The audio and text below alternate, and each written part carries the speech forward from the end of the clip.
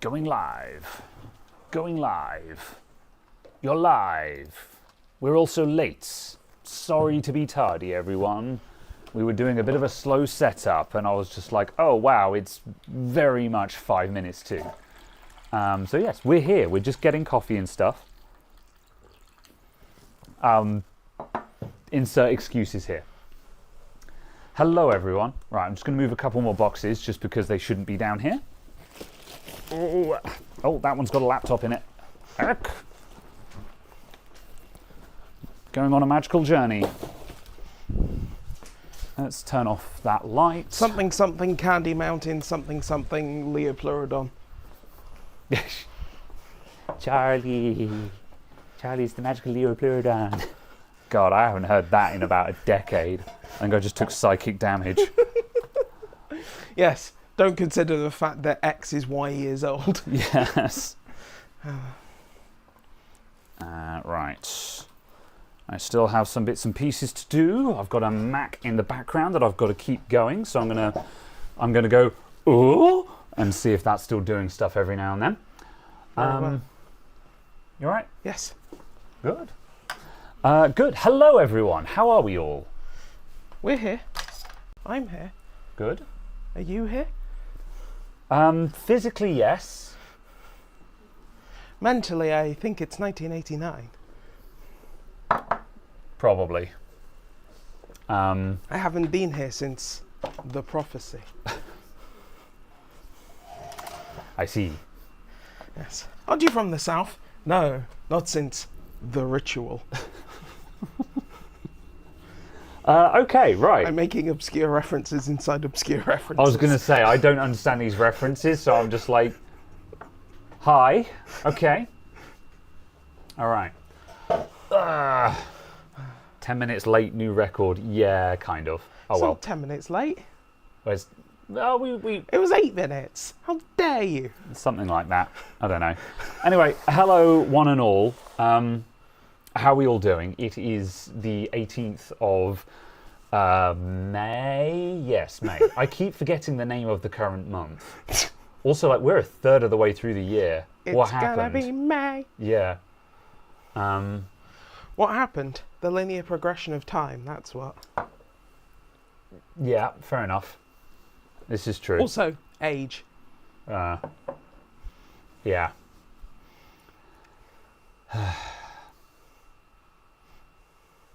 It gets better. Anyway.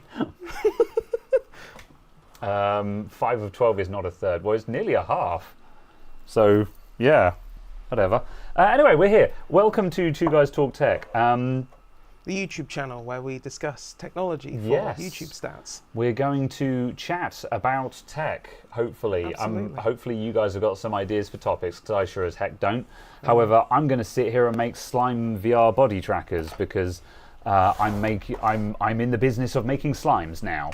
Well, I don't know about the business of, but I'm in the business of making slime. yeah. People are paying me for SlimeVR tracker sets, and I have got a big old tray full of parts, so I'm going to be assembling those while we talk about stuff. Does it matter that that Mac screen is in frame? Not at the moment. I will be starting a data transfer on it once it's finished installing the macOS update. Very well, because I noticed I framed us very shoddily. I was going to say, I didn't want to say anything, but at any rate, we're here. We're on a much wider shot than usual, I think, aren't we? Normally you punch in a little bit. We're also just... Yeah. Cameraman is drunk. What is headspace? There's if we had a boom mic, it would absolutely be in shot at the moment, you know. Oh no, our boom mic. This is the boom camera. Right. Speaking of which, you should probably make sure that's framed up just so people can actually... Do you want to twist it? Oh yeah, I'll do the thing. Do you want to do the stuff and the things? Yep. Do that. I'm going to do that. And I'll probably come down a bit as well.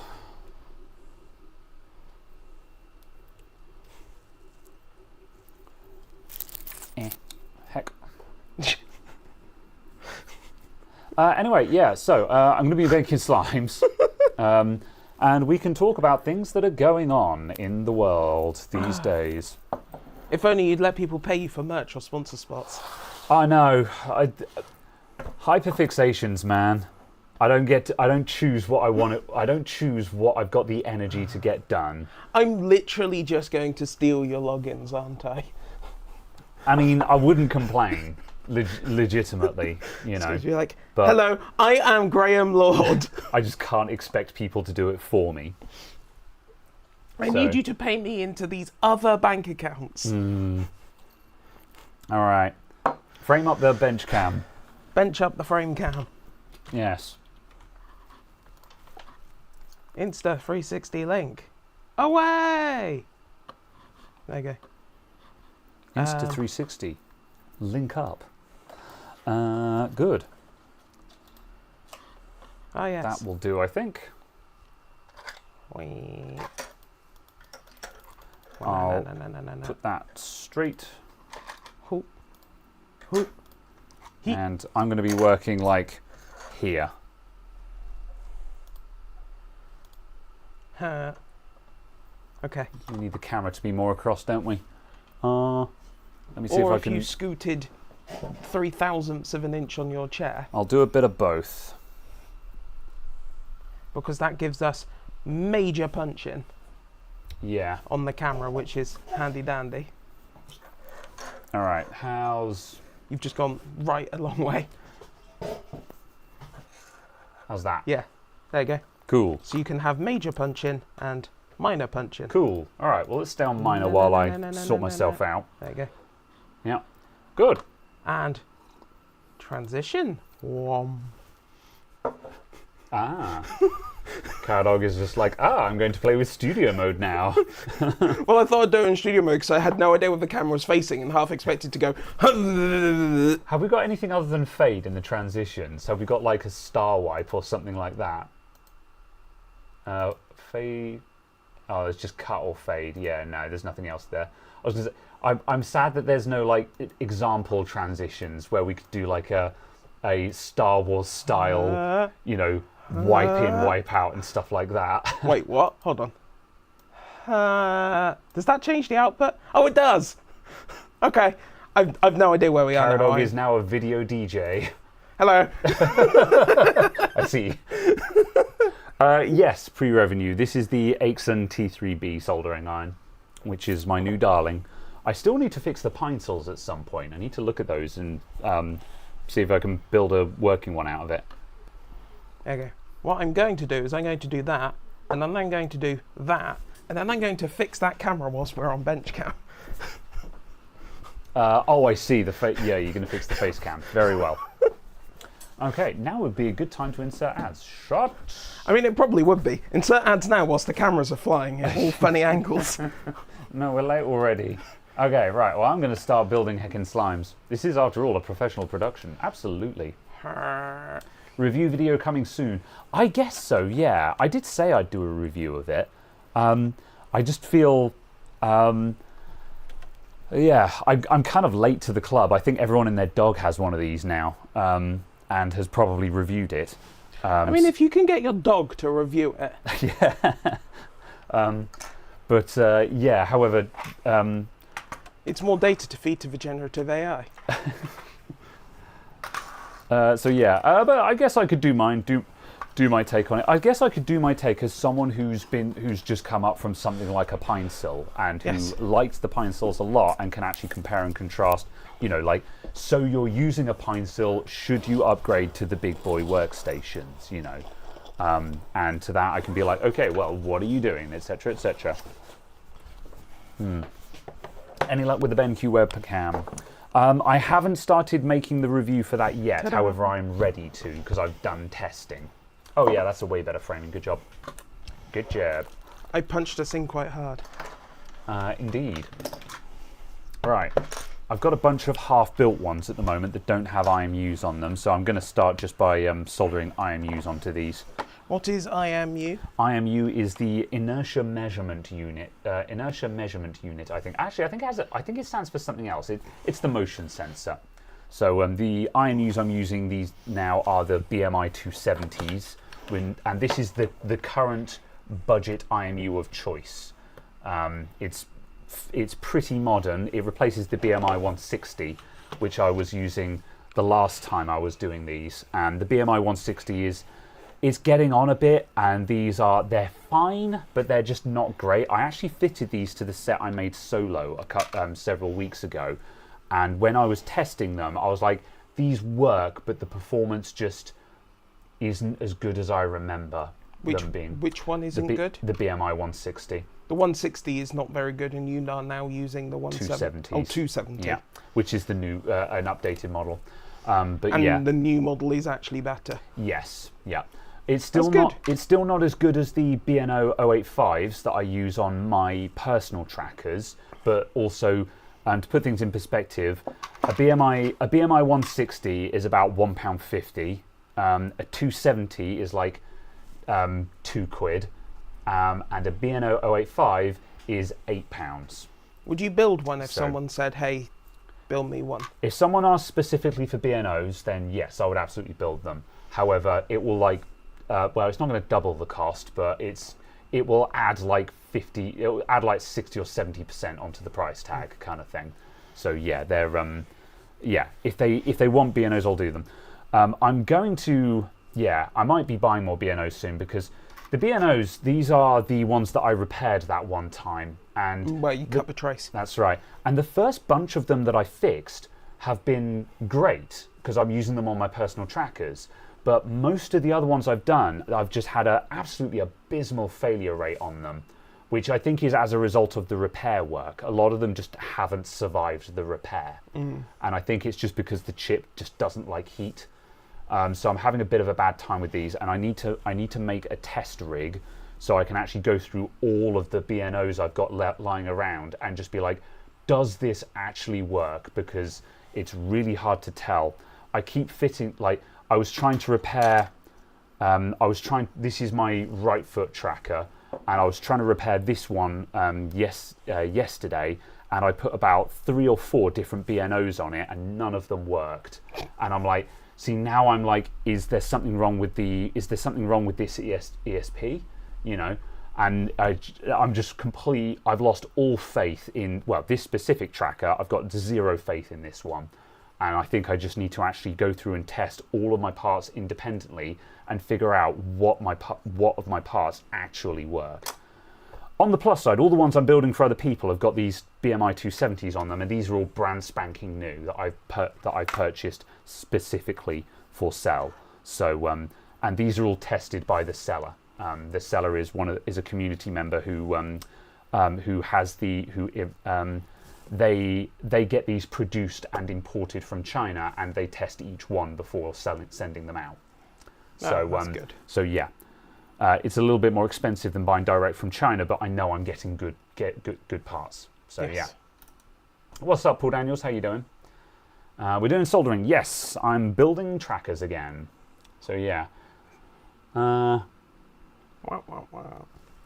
Right, I'm just trying to scan through the chat to catch up. Also, I see you've got your old Surface out as well. I do. Yeah. Let's see. Has anyone used the Quest 2? The Oculus Quest 2, I think it's a fantastic choice for a first-time VR headset for someone who wants to dip their toes in the water. Like, ideally, if you want a really good experience, you're going to need to set up PC VR with it. Using an Oculus Quest standalone will give you a very limited VR experience. However, the Quest 2 is a very versatile headset. It's getting on a bit. The Quest 3 is much nicer, but the Quest 2 is also really cheap. And personally, for someone who wants the cheapest viable headset, I think the Quest 2 is what you should buy. And also, like, there's a million billion accessories available for it. So that's the other advantage. All right, I'm going to start assembling things. What's been going on in the tech news today, chat? Give us stuff to talk about. So, I've seen the first existence of a DisplayPort 2.1 monitor. Ah. Have graphics cards got DisplayPort 2.1 on them yet? There is one AMD Fire Station. I see. that has full DisplayPort 2.1 80 mode. Yeah. What is it? HBR20? I can't remember. Do you want to punch in a bit? Because I'm going to start doing stuff now. Engage punching. Huh. A loop. You have been punched. Thanks.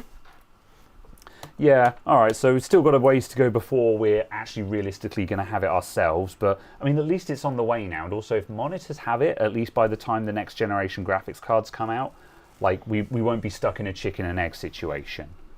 Yeah, I'm expecting it to, you know, basically be as standard for Blackwell and RDNA 4 generation, whatever they happen to be called, you know, probably RX 8000 and RTX 50, but you know, who knows? They might come out with something wacky.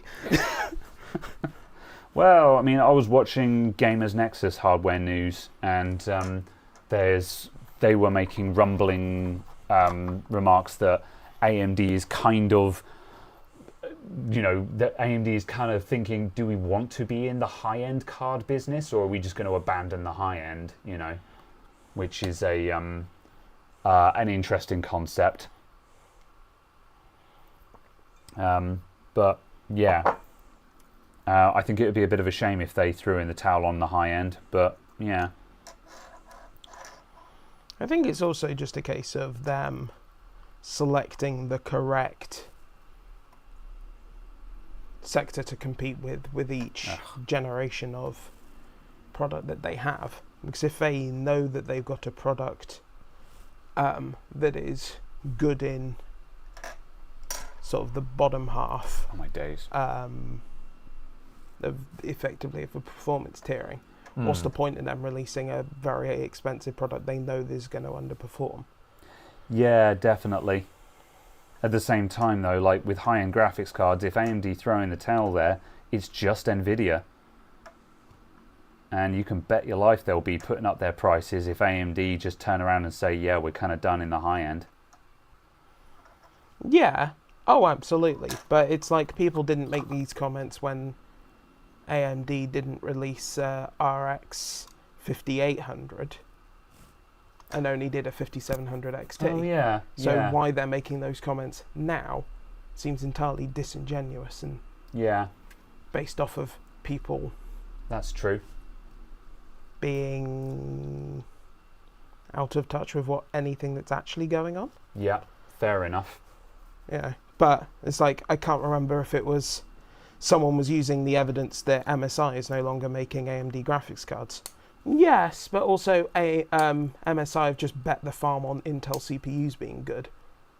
Yeah, I was going to say, I'm not quite... So they're not really someone who should be used as as some sort of paragon of foresight. I was going to say, I think I have a suspicion that a lot of money has changed hands between Intel and MSI as of late, and MSI are less. I think MSI are functioning less as a less of a business partner and more of a manufacturing service, as it were, kind of thing. Yeah. But from what I've heard from a couple of sources, is that the MSI Claw, the CPUs that went into that were given to MSI for free. Oh wow, yeah, that'll do it. Yeah, obviously they probably would have had it. Like Intel were obviously extremely eager to get some Intel handhelds out there. So yeah, there's that. So yeah, so it's kind of a case of course they're betting against AMD when Intel's giving them free CPUs. Yes, that makes sense. Yeah. But yeah. Paul, good to hear that your lights are doing well. I'm glad that's worked out well because obviously... Did you get another light? Or are we talking I don't about have his any ring lights? Yeah, ring lights. Yeah. Oh, the ones that Paul makes. Yes. Not he has purchased new lights. Yes. I misunderstood. Paul is manufacturing his cool stuff. So the cool ring light on my microscope and also the cool Type-C power meter that I use is now available for sale. I think. Subject to parts actually arriving in the post. I was going to say, subject to AliExpress not screwing Paul over. Yes. Any viable 4-channel 4K encoder cards. 4-channel 4K. Basically any GPU.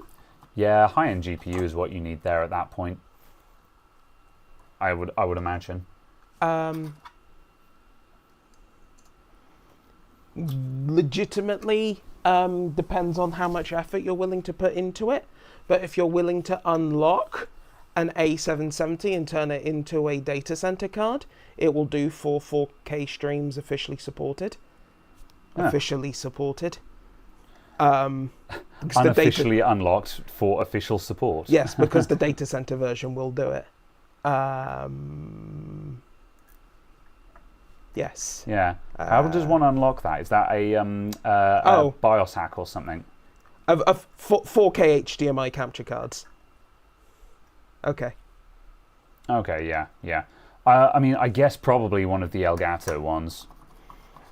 Elgato do, I think, a 4-way capture. I can't actually tell you because I'm making the windows exist on here. So I will now steal this keyboard.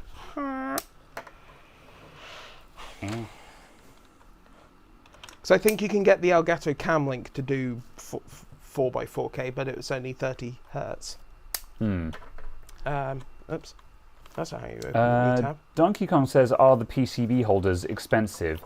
Do you mean like the subboards that I'm using here? So I've got this PCB, which I'm putting modules onto.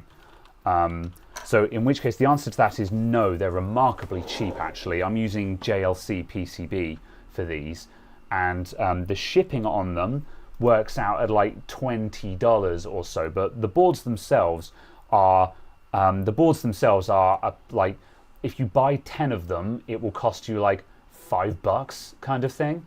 Most of what you're paying is shipping, so you can buy large quantities. The last shipment that I bought was 40 of them. So here is my stack of 40 of these boards that I've now got to use up. And I think I paid like $30 or $40 for those. It worked out at like £1 per board or something like that. So yeah, they are remarkably cheap. And when you order from JLC PCB, they are really quick as well. You'll have it within 10 days. Or well, in the UK, I get it within 10 days. They're fantastic. So yes, I'm hoping to do some work with them on the channel in the future, subject to me actually responding to my emails. But I strongly recommend using a carrier board for building slime trackers, because hand wiring is a lot harder than it looks. I've actually got a prototype hand wired one here, where I was hand wiring it just to see how viable that was. And you know, it worked out, but I'm like, that's not, it's fine, but it's not the slick production style product that I wanted to sell. So I very quickly went into the, no, we're using circuit boards. Once you've ordered a couple of them, it's so easy. Like when I need more of these, I can just go to my previous order and just do send me more. I don't even have to do the setup again. It's brilliant. Are those extra thick PCBs? I think they're 1.5mm. They look really thick, but I think they're 1.5. However, all of these modules have very thin boards, so these look very thick by comparison. Right, that is on. To go back to a previous question about capture cards, the only one I know of that's got 4 inputs is 4K 30, 1080p 60. Or the other one I know of only does 1080i input because it does it over not BNC. What's it? The SD. Yeah. Yeah, that one professional one that real cameras use. 10 years ago, 20 years ago, yes.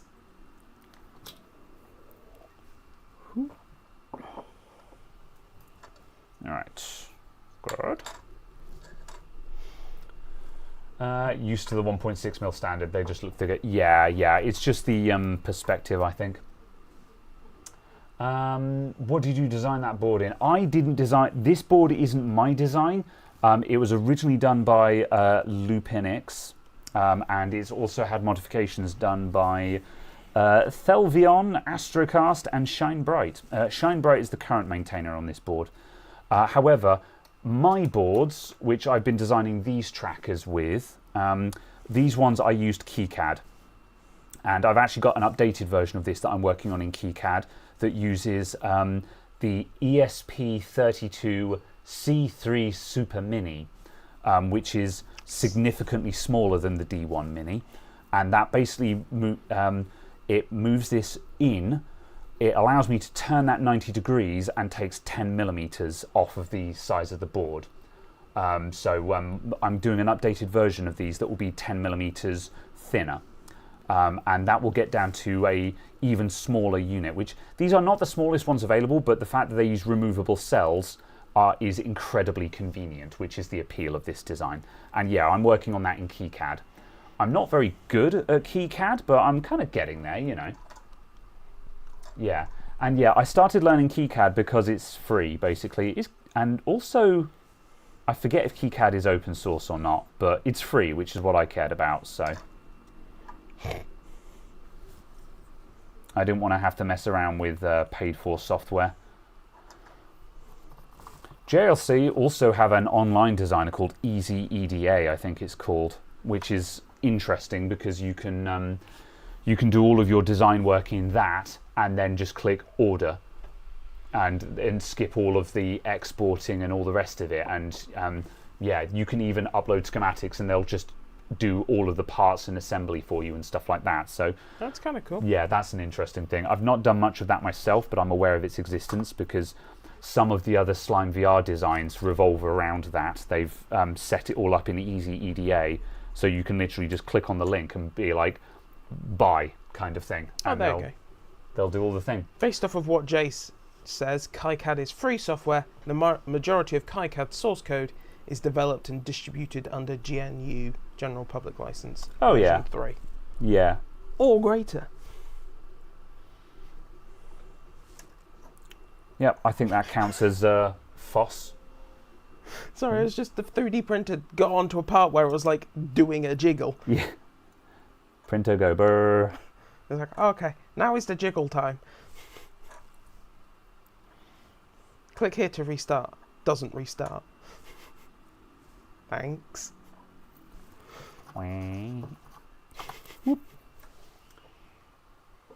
Yes. Final disposition on the AM5 system. Right, motherboard, I've still got to actually put that in the post. I've started the return process for it.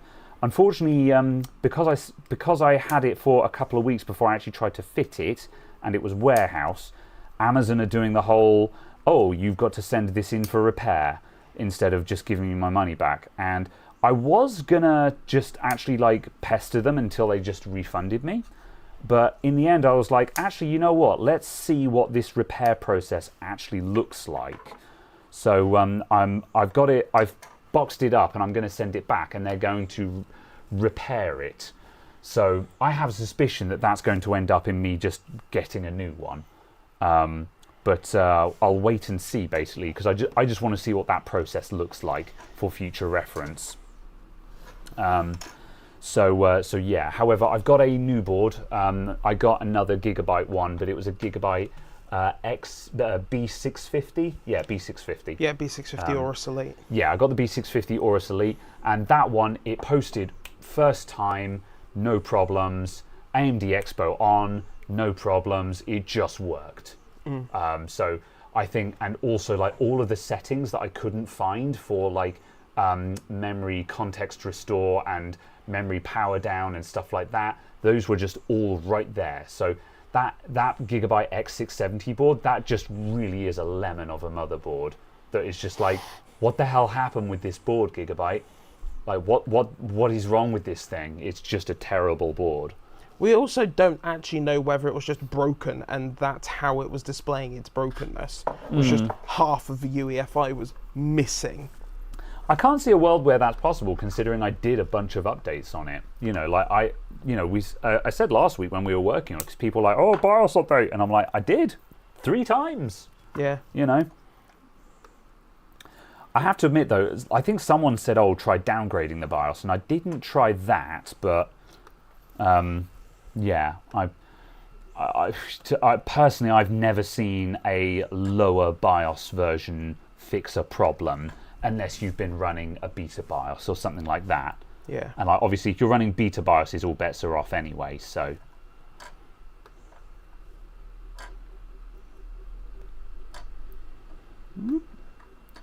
This bench is too low for soldering on. I'm going to switch to the wheelie chair.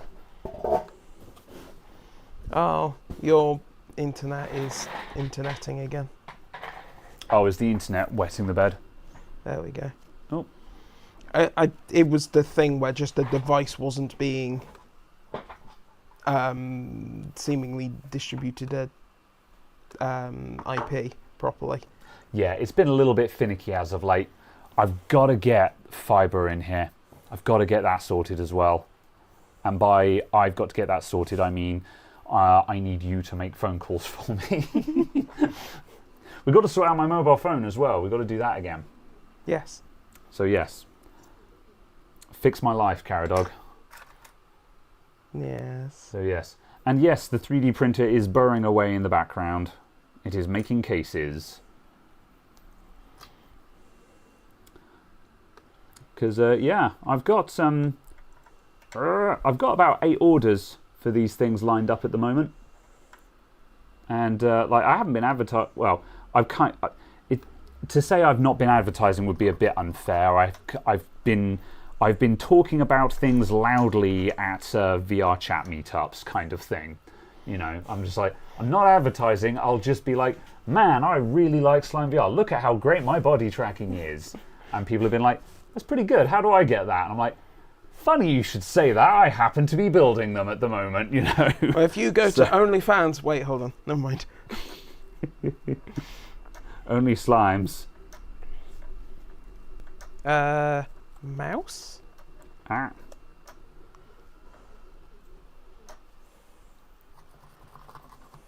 Whoop. I should have got going on this a little bit quicker, just because VR chat events are coming up, and there'll probably be a lot of people who want stuff in time for that. But yeah, not advertising sounds familiar. Yeah. I think you and we suffer the same problems to a certain extent. Oh. What? Sorry, it's the first time I've used a Microsoft Surface on Windows 11. And I don't know if this was a thing on other devices as well with decent trackpads. But you've got 3-finger swiping for multitasking views, show desktop and switch apps. Neat. Yeah. Yeah, that's useful. I use that all the time on Macs. So yeah, I could see that being handy. And the multitasking switch app is basically just the Windows key tab. But you select it. I was like, oh, okay, fair. Check if I have Lightspeed in my area. Are Lightspeed one of these independent networks? Because pretty much all I have, all the lines are BT. So if they have their own connections, then the answer will be no. If they go over BT, then maybe. However, the last time I was looking into this stuff, BT were just basically making a better offer just because they own the line. But I'm still extremely tempted to stay with BT just because, you know, like I say, I've genuinely never had problems with them, and it's a very simple setup with them. And yeah, less work is king with me.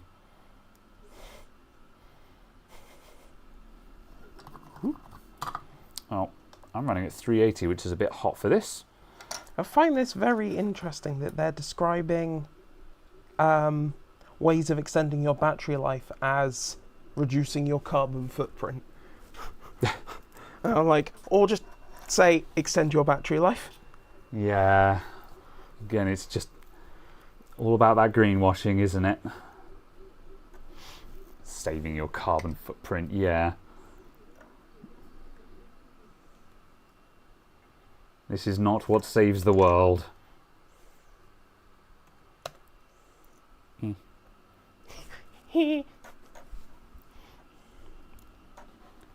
Right. But yeah, it'd be interesting to know if there are any altnets, but you'd also know because they'd have dug up the road. Yeah, I can't see a world And where... has anyone dug up the road? No. Yeah, Have you got trenches up and down your road? Yeah, I can't see anyone doing that in Shaftesbury, personally. Yeah. I mean, Wessex might. Maybe. I think Wessex are more into wide area Wi-Fi, I think. Wessex dug up my road. Oh, fair enough.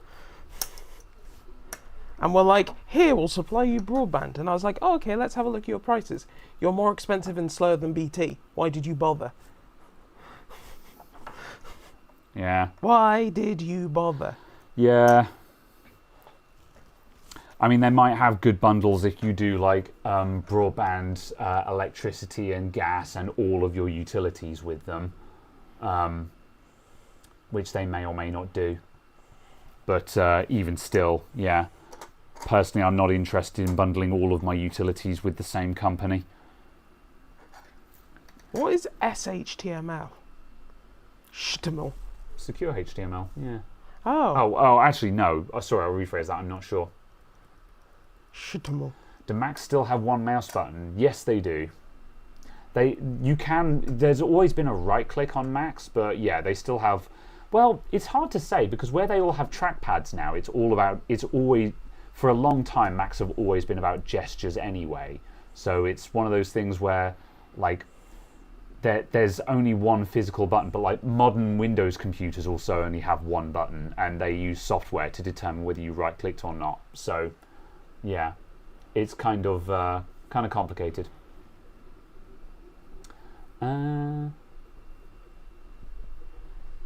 SHTML is the extension of HTML that allows the inclusion of dynamic content on web pages.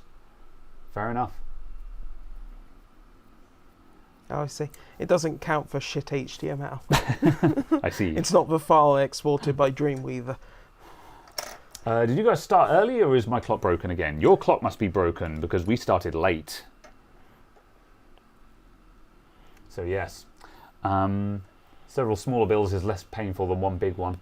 Yeah. Also, just you often end up roped in with bad deals. Like, I think my sister uses Sky for a lot of things, and they're just generally getting a really bad service with Sky, but like they are pained to change because switching away from Sky means switching like all of their utilities at the same time.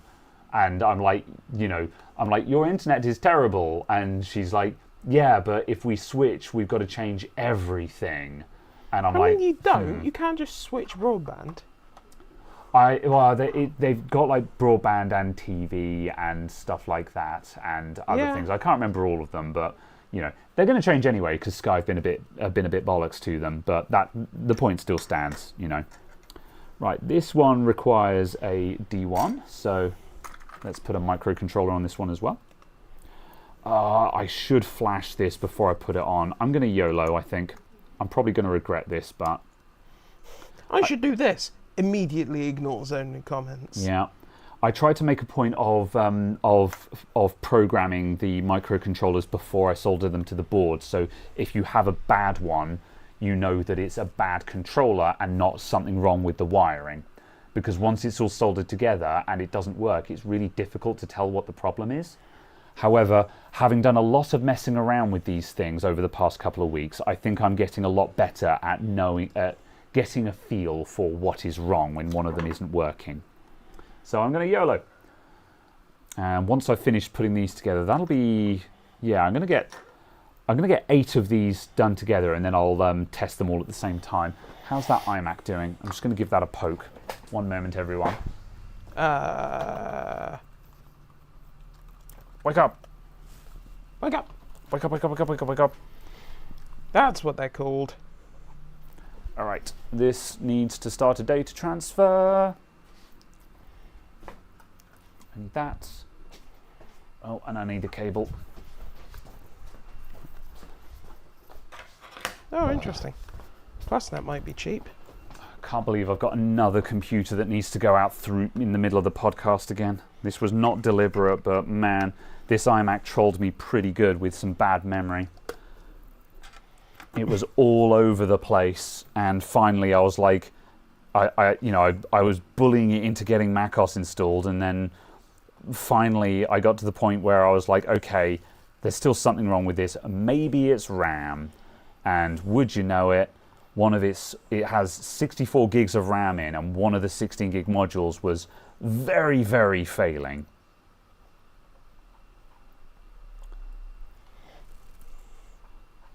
Okay, right, updates are installed. Now it has to copy about 775 gigabytes, and then another 200 from another drive. Where are we now? 635. Oh my god, we're gunning it fine. Well, hopefully that'll go fast, because SSDs. The RMA, the RAM for the Mac, I didn't supply it. I did not supply any of it. That RAM has probably been in there for a few years. It's had upgrades in the past. Nothing to do with me. For the sake of getting it out, I'm just going to pull out half of the RAM because the customer needs it. So I'm just going to say to them, look, you have a faulty RAM module in there. I've taken out 2 of the modules, which has dropped it down to 32 gigs of RAM, which will be absolutely fine because you're using it for photography and you don't need 64 gigs of RAM for photography.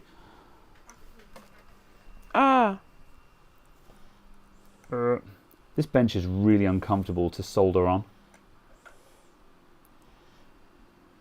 Oh, you appear on the address lookup now. Oh, neat. But you are now adamant IT. Okay. Adamant Right. space T. I'm going to get the stool and my vise to try and make my soldering more comfortable, and then I can go faster. The results are in. We're sorry, but we can't give you broadband. Is that actually what it says? Yeah. I have broadband, you dicks. Apparently your address doesn't work for broadband. Yeah, well, there's going to be another one on there that does work, isn't there? Because it's listed twice, isn't it? Yeah, I'm just checking if you have to say that you're Calypso.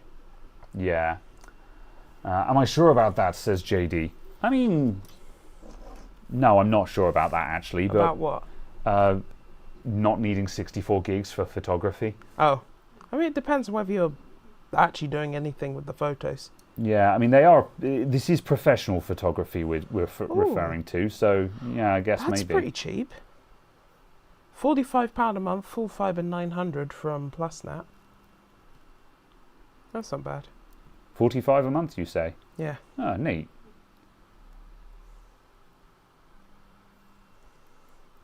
I'm not sure how much I'm paying at the moment, but I have a suspicion that it's not less than 40. I don't think. All the photo editors run as much RAM as they can fit. Oh, okay, fair enough. Although I have suspicion that RAM is probably not what's holding... Oh, I've put that pin header in the wrong place. Oh no, this one was already there. Let's see if I can rake this pin header out, because it needs to be in a different spot.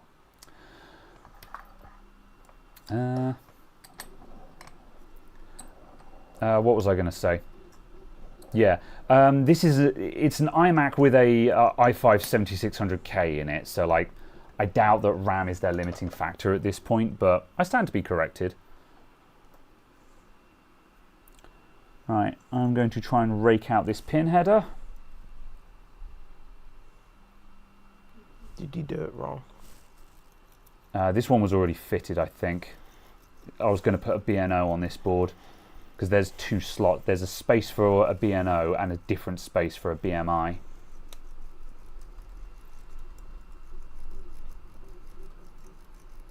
Come on.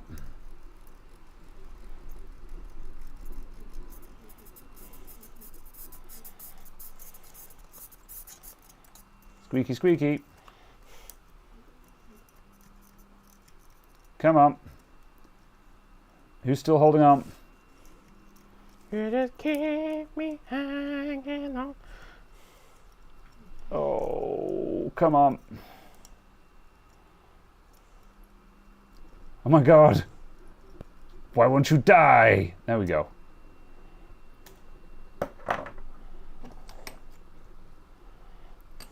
One pin remains. And just get that one out on its own.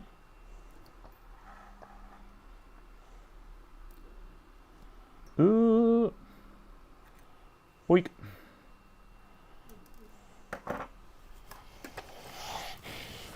Right, I will gingerly reflow that.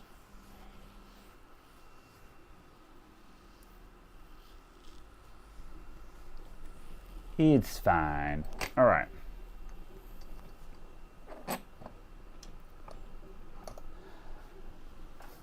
If you pull off the black plastic joining strip, you can then pull out individual pins. Yeah, that might be the better way forward, to be honest. Like, as you can see, you can just rake those, but it feels kind of gross, and like it does mark the board. You know, like I have damaged the solder mask a little bit on the back, not in a way that matters, and it's on the back of the board. But yeah, it's there are certainly nicer ways of doing that. Actually, no, let's not go with that one.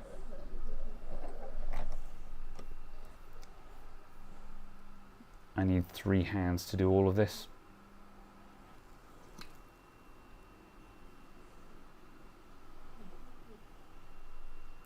Go. This is why I don't like using PCB holders, is you're just forever undoing them and doing them back up again. But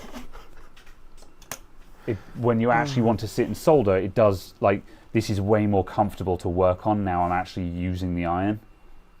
Would you like full fiber 300, which is 300 down estimate, 50 up estimate, for 36 a month? Damn, that's pretty good. Or would you like full fiber 500, which is estimate 500 down, estimate 75 up, for 34 a month? Okay, I see. Yes, I will take more for less, thank you very much. Right. You'll need an OpenReach engineer to install new boxes and drill you. I see. The phrasing on that could be improved. Yeah.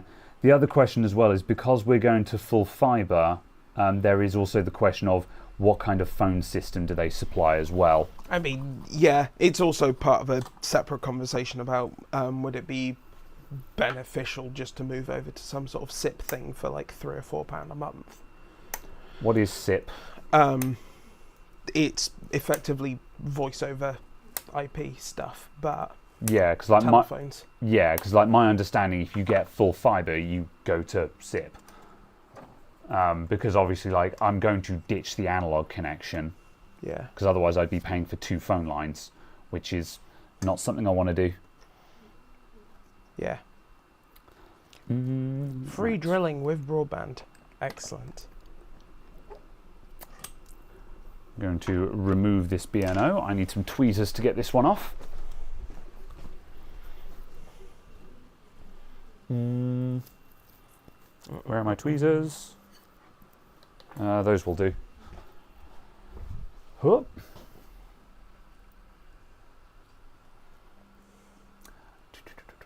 When are we getting a fume extractor and proper full stereo optical microscope to turn me into a professional shop? Haha.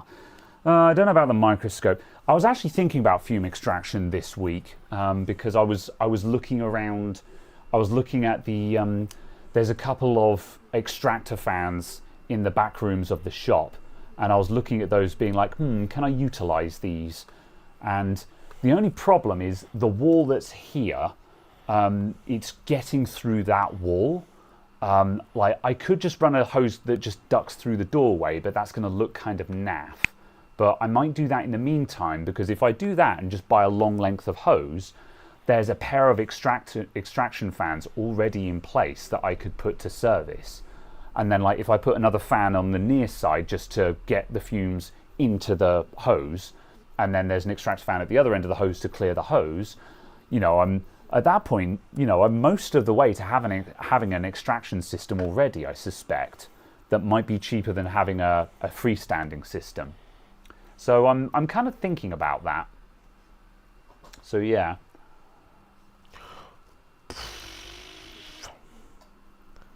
Would you like to spend £42 a month for 74 meg down, 20 meg up, or would you like to spend £40 a month for 500 meg down?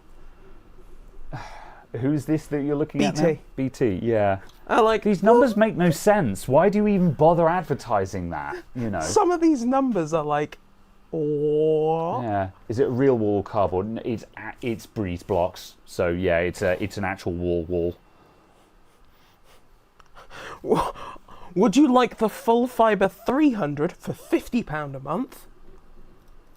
Or the full fibre 500 for £40 a month? Broadband maths is nearly as bad as toilet paper maths. Bizarre. Whoop. There we go. That one came off nice and easy. It's so dumb.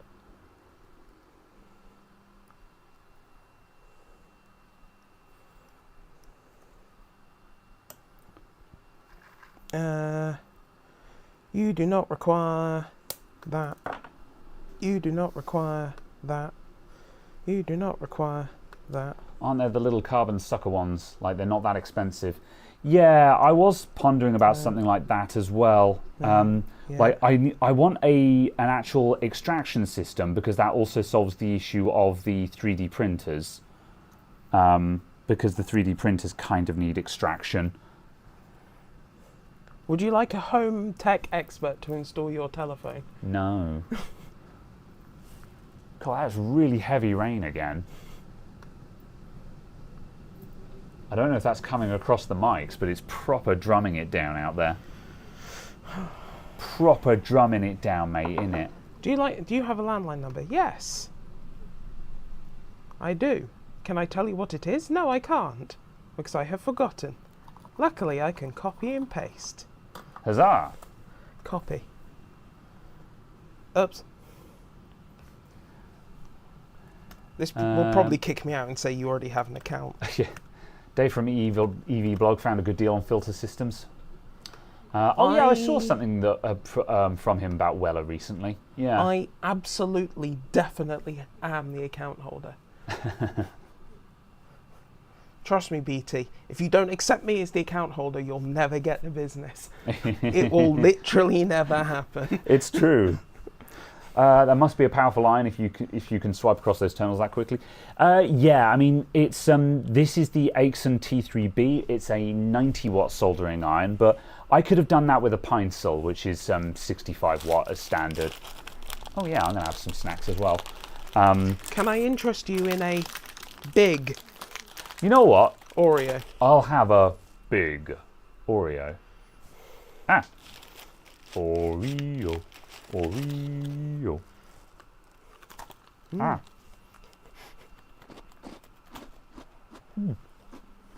Crunch, crunch, yum, yum, yum. It's a big Oreo.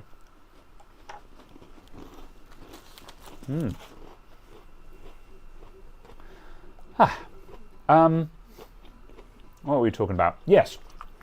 So the iron, yeah, I could have done that. I'm pretty certain I could rake that with a pine sol as well. The trick is having the right tip for it. You need I got crumbed. I see. When you inhale sharply and the biscuit crumbs just line your throat and you're like, yeah, knife edge makes raking that raking technique much, much easier. And the trick is just to touch each one, go back and forth a few times, and then start the raking going. So that you watched me do it. That was my technique basically. And yeah, as you can see, it's absolutely doable. It's very cavalier and it's pretty savage on the board, but this is a simple two-sided board. You know, wouldn't suggest doing that on an expensive motherboard.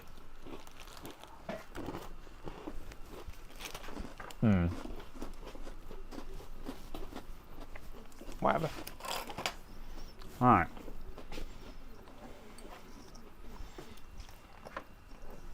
Would you like to get thogged? Yes, please. That was a good one. Today we are drinking... Wow, that's really big. It's the same size as a normal bottle. Oh, the camera zoomed in. Right, Henry Weston's Vintage Pear. This is an actual perry, so it's actually made with pears. And it's 6%, which is fairly tame for a Weston's vintage, but nothing to sniff at. I haven't had a perry in a while, so here goes nothing.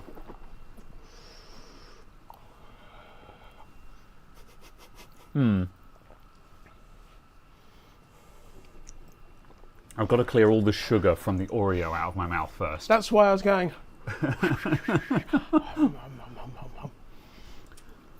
It's like the one scene from Wolf of Wall Street.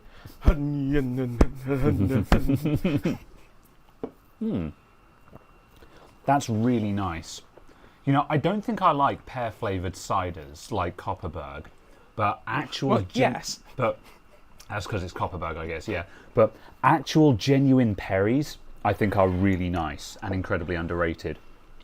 Yeah, that's quite nice. I have to confess, last night I was drinking JD and Coke like a common peasant, and I had a really good night. Was it actually Coke?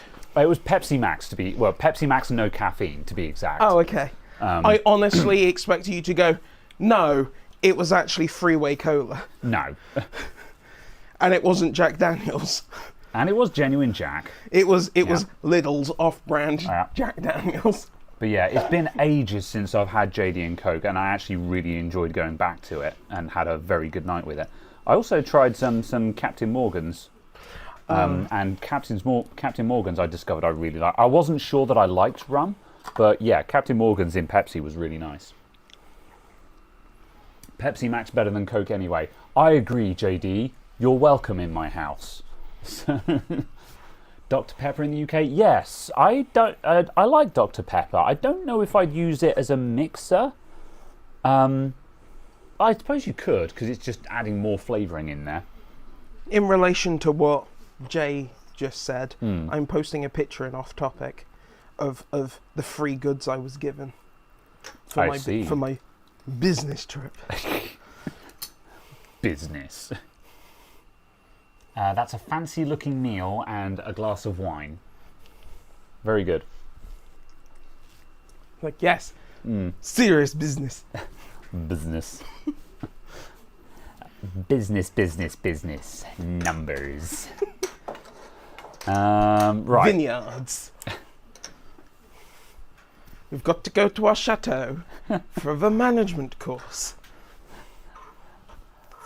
Sure thing. Sometimes you live in a different world to most of us. Let's see. That one requires a switch as well, and I've just realised that all of these require battery connectors. I'm going to build up this board, then complete those, and that's a set of 8, and then those are ready to ready for programming. I'm going to check on the iMac, because the iMac keeps going to sleep even though it has a jiggler connected to it. Is that USB port actually just broken? I think it is actually, because every time I plug something into it, it doesn't work. That serves as a definition of broken to me. Yeah, it powers up the device, but there definitely seems to be no communications there. Right, that's got 20 minutes to go. That is crunching through that. Is that a Pro 27-inch iMac with 2 USB ports? No, it's got two Thunderbolt ports and it's got 4 Type A's. Oh, okay. So it does actually have some connectivity. And if you'd... Never mind.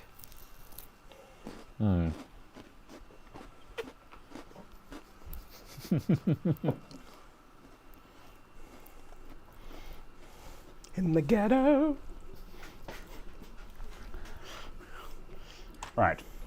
I'm going to finish this Oreo so I'm not crunching into my microphone. Nom, nom, nom, nom, nom.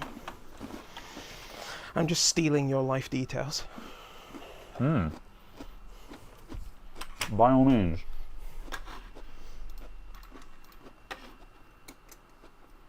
Do you even have... You don't... Oh. There. Do you even, bro? Oh, yes, you do. Apparently. Now, I'm going to make sure we're not on desktop capture. Yeah.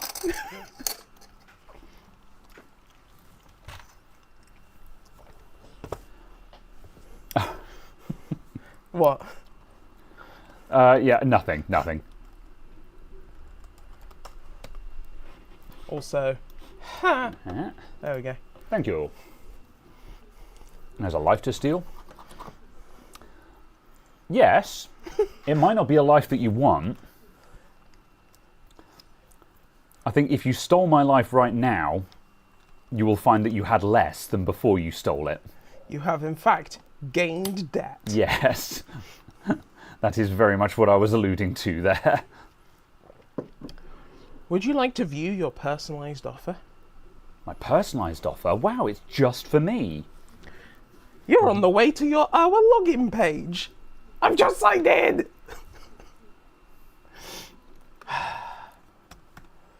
Can't be worse than heckin' Scottish Power, where I had to queue to sign in to my account. I'd sign in and it'd be like, you're in a queue before you can view your account, where they just didn't have the server capacity for users to view their accounts. And I'm like, oh my god, buy more server, you know.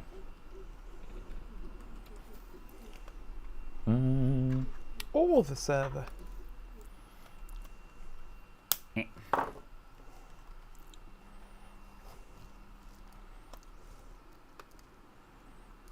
Come on. That goes in there. Come on. I would like to fix a problem.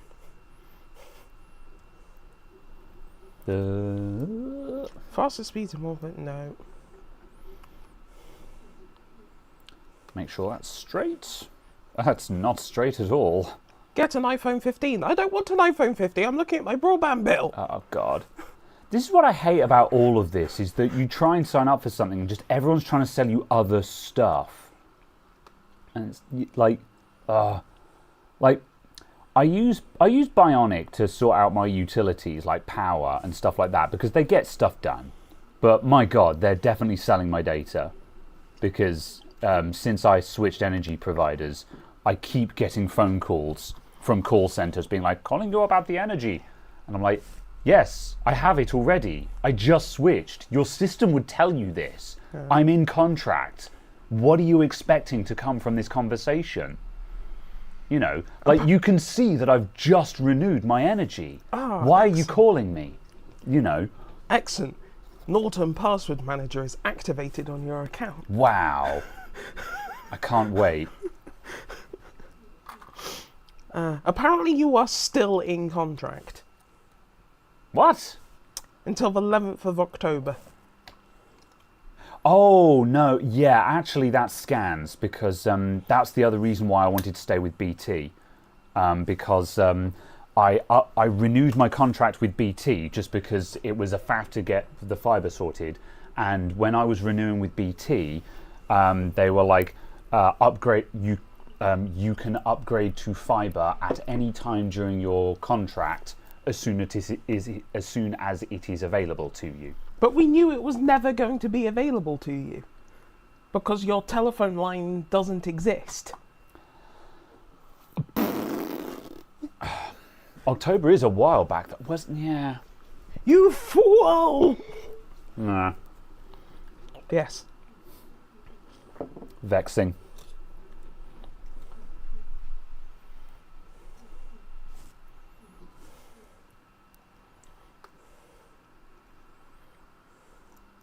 But yes, that answers that question then. Yeah, alright, so we're basically dead until October.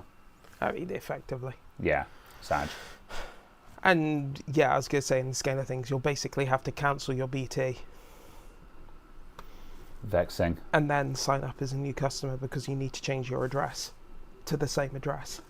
Yeah. And there is no way that you're going to get a human to do that. Oh. Man, how am I going to transfer my phone number through all of that? The phone number's the easy part. No. Even if I cancel? Yeah. Okay. The phone number's the easy part. I'll take your word for that. It's okay, you can use your 43-week cooling off period.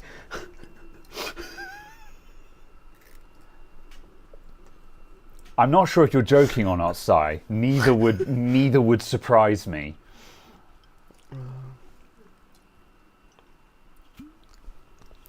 But I think it'd be legitimately worth actually just speaking to someone on the telephone. Just being like, hello, you've got my address wrong. Yes. Can we please get this straightened out so I can sign up for things properly? Yes, you have my address wrong. Please fix it. Oh, balls. Did you just solder the thing on the wrong way round? No, I've put it. I needed to put a resistor underneath this thing. I can probably get it under there just with a little jiggery pokery. So. Do I have functioning screen brightness? No, not yet. You've also got no functioning scaling as well. Your icons are about the size of... It's on 125%. What more do you need? Is it actually? Yeah. Oh my god, what resolution is that 3000 by 2000. Bloody hell. Yeah. Why do I need more than 125%? Because I'd like to be able to read... well, I mean, I suppose you could probably... I don't know. Yeah. I'm always torn between having lots of real estate and just just comfort, I guess. Oh, this is going to be a pain in the ass to get this resistor in here. I really don't want to try and rake off this IMU, but... It's okay. This is the recommended scaling. That's a bit steep, yeah. What's that? 250%. That's the recommended scaling. Yeah, no, I'd run like 200% on that, I think. Nope. I'm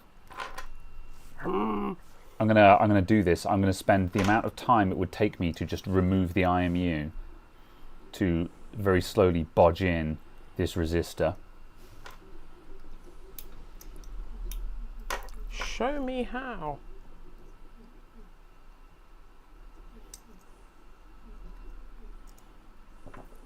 Right, that's one leg. Wah, wah, wah. We entirely expected that.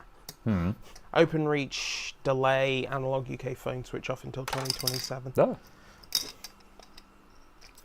As if that wasn't going to be happening. I was going to say, yeah, we're miles away from analog switch off, I would say.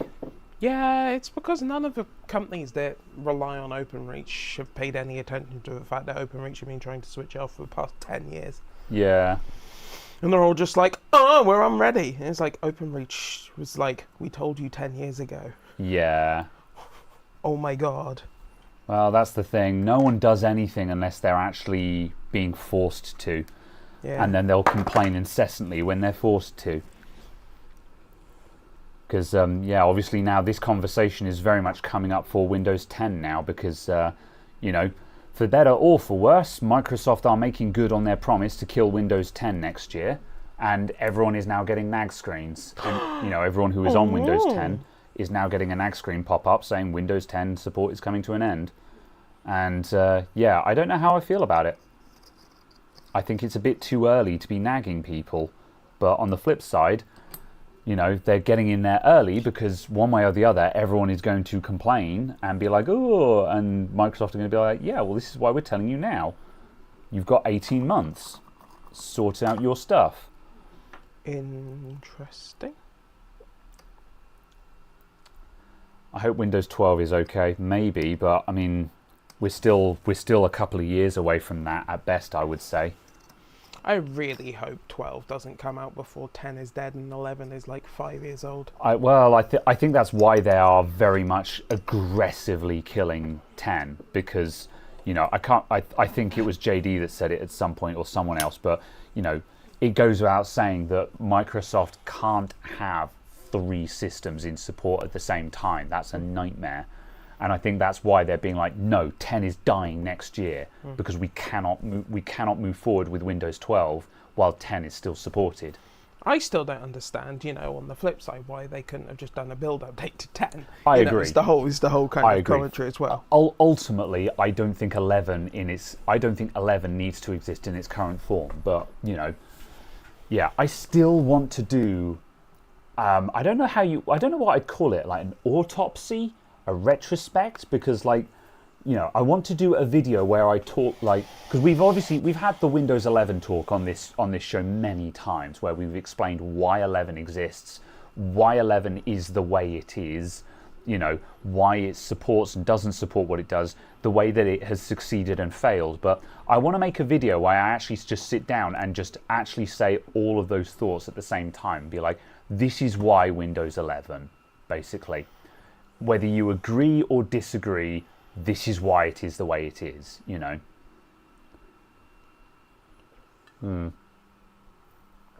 Windows 7 was way better.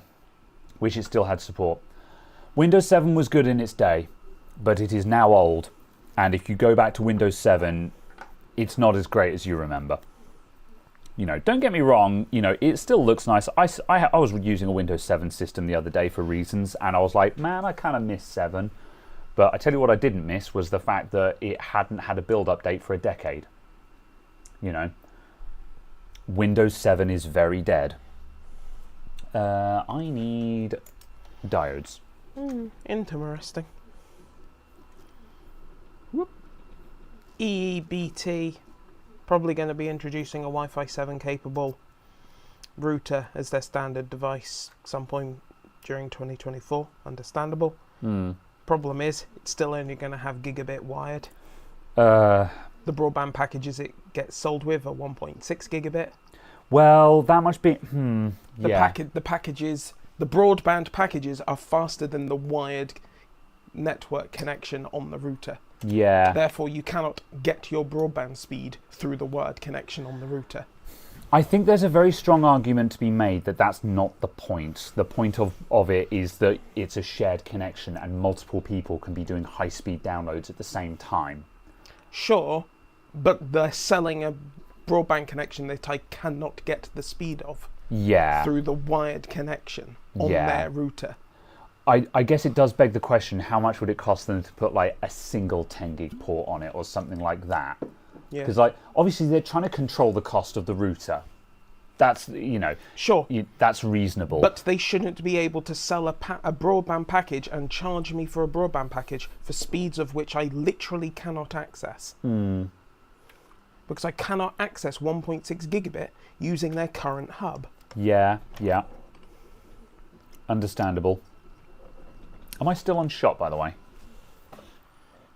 You are I am. Good. Perfectly on shot. Huzzah.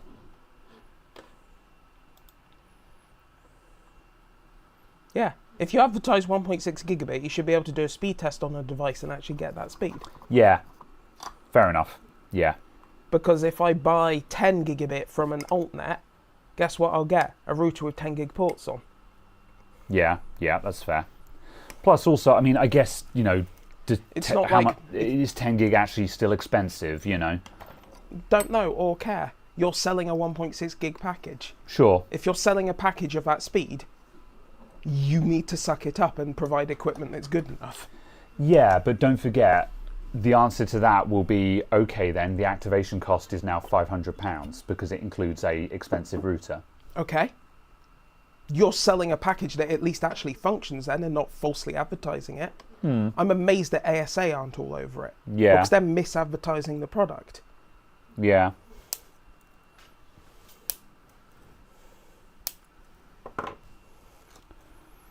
So, what if I don't want to use their router at all and I just want to bridge mode it?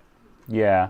Now I'm restricted. Oh, that's very true. Yeah, I hadn't considered that. Yeah. I'm now restricted to effectively only 2/3 of the speed I'm paying for. Yeah, that's a very good point. Asshole, I thought that had dried. Oh, this isn't tight enough in the vise, so it keeps slipping. I just need you to stay in place for a moment. Yeah. I still find it hilarious, though, that given that BT did massive backhaul switch upgrades for all of the fibre to premises stuff, they've already run out of bandwidth on their switches. Damn. And most people don't have gigabit connections. Most people are still on effectively 80/20 equivalent connections. They just didn't upgrade the switches to actually be fast enough. I wonder if that's because it wasn't feasible to put in that much bandwidth, or whether they just really were that short-sighted. Because, everyone going up to full fibre, it's basically a tenfolding. Yeah, it's basically a tenfold increase for everyone's broadband. Oh, and yeah. like an order of magnitude more bandwidth is nothing Yeah. to sniff at, especially at scale. No, of course. But when you're the scale of the nation's backhaul provider, Yeah, you should probably be running on the assumption that 100% of customers will be running at 50% of your fastest package. yeah, understandable. Because if you aren't, how are you ever going to have enough bandwidth? Ever. Yeah, And what if someone comes to you and says, I want a business leased Ethernet line, which is 10 gigabit? Oh, sorry, we can't actually sell that to you, sir. Why not? Because we only put in 10 gigabit switches in the exchange. And they're all tied up by the customer lines around you. rip, yeah. You look like an idiot. So, yeah.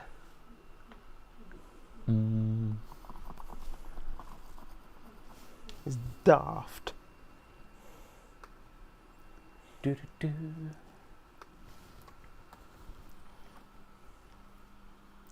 Yeah, also, Sai pointed out that you can also put 2.5 gig ports on the routers, which would do the job. And yeah, 2.5 gig definitely doesn't seem like a big ask. I haven't looked at what the cost is for a 2.5 gig switch lately, but considering most consumer motherboards have a 2.5 gig Ethernet port on them now, that's that sounds extremely viable. Yeah. Interestingly, if you're willing to buy second-hand kit off of like eBay and so on, 20 gig is dramatically cheaper. 20 gig fibre is dramatically cheaper than 10 gig. Really? Yeah. Than 10 gig copper. Yeah. Which is just wild. By the time I've finished actually doing structured cabling in here, I'll need to replace it all with fibre. By the time there is structured cabling. Hey, there are some structured cables. There are some cables going through the structure. They're also electrified and tied in with the water pipes. It stops the rats from eating them. Just don't plug in a network cable with wet fingers.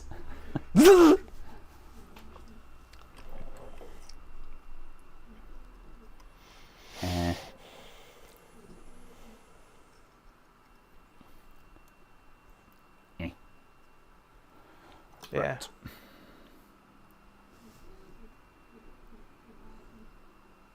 Battery connector. Right, time for snipping.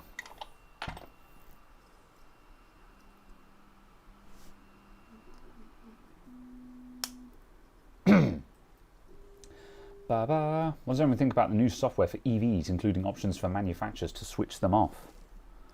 I'm not aware of this news, but like, it doesn't surprise me that every manufacturer keeps a kill switch in their back pocket for any of these devices made in the past decade. Not that I think that's a good thing, but I'm just kind of not surprised. I would imagine that, I think what I'm saying is I think that ship already sailed quite a while ago. Same as with, you know, like smartphones and, well, Macs in general as well. Like Apple devices, Apple has had a kill switch in their back pocket for decades.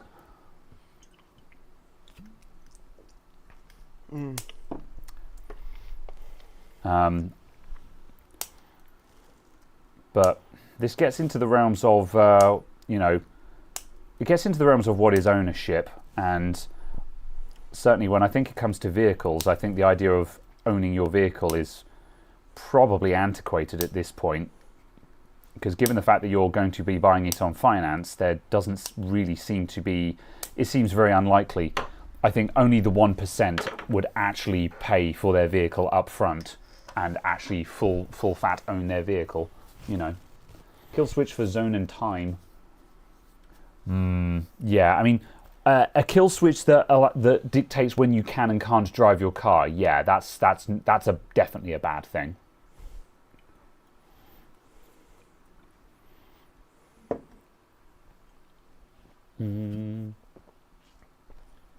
I don't know enough about this. I don't know enough about this though to really provide any insight.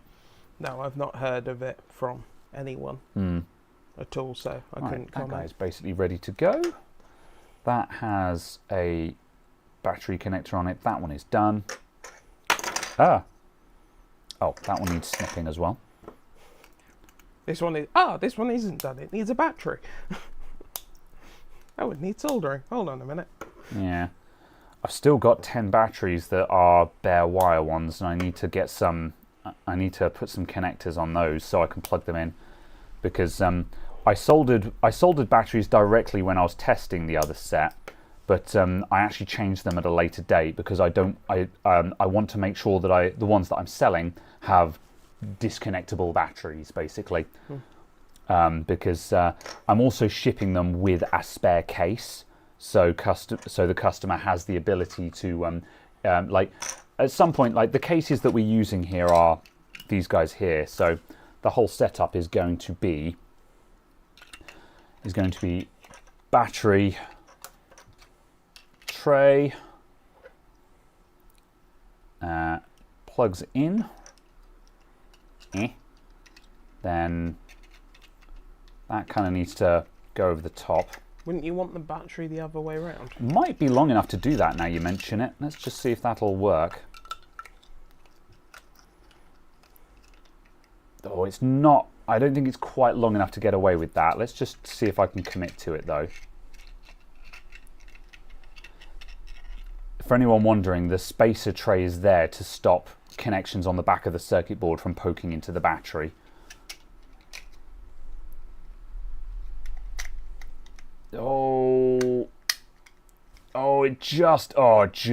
Yeah, you know what? That's acceptable.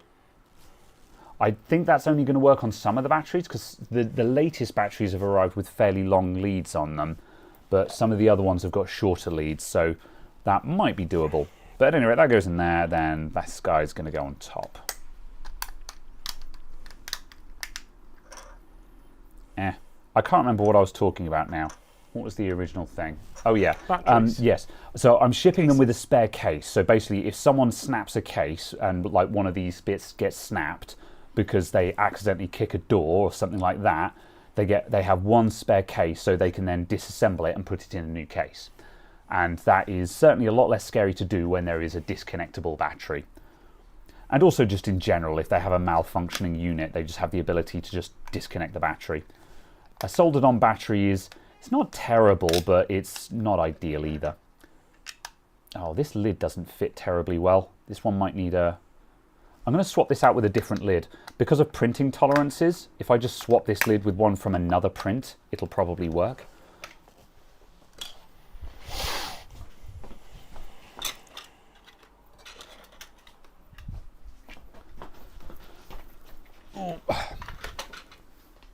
Here are all of my cases. Yes.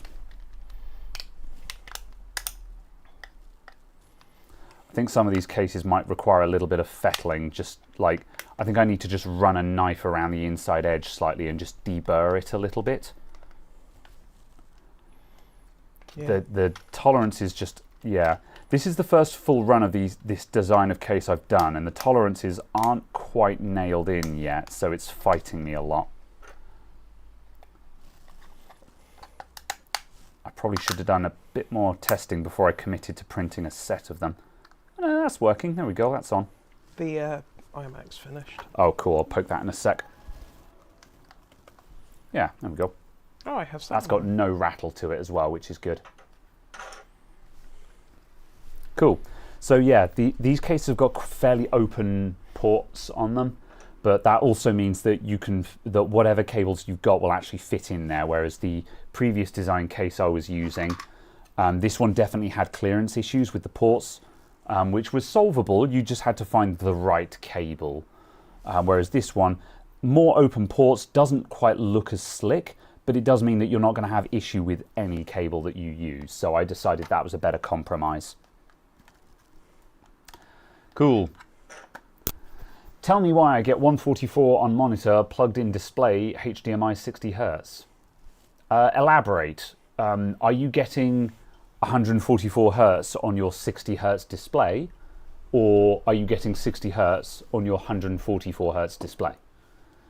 Because quite often you need to actually tell the computer to use the high refresh rate. I'm going to poke the iMac. Stand by. Right. Eject. Oh my god, 20 past 5. I think 6 o'clock was our deadline on this one. I think we're going to make it. The majority is done now. Why are there 2 SSDs? Because there was more than a terabyte of data and I only had terabyte SSDs lying around.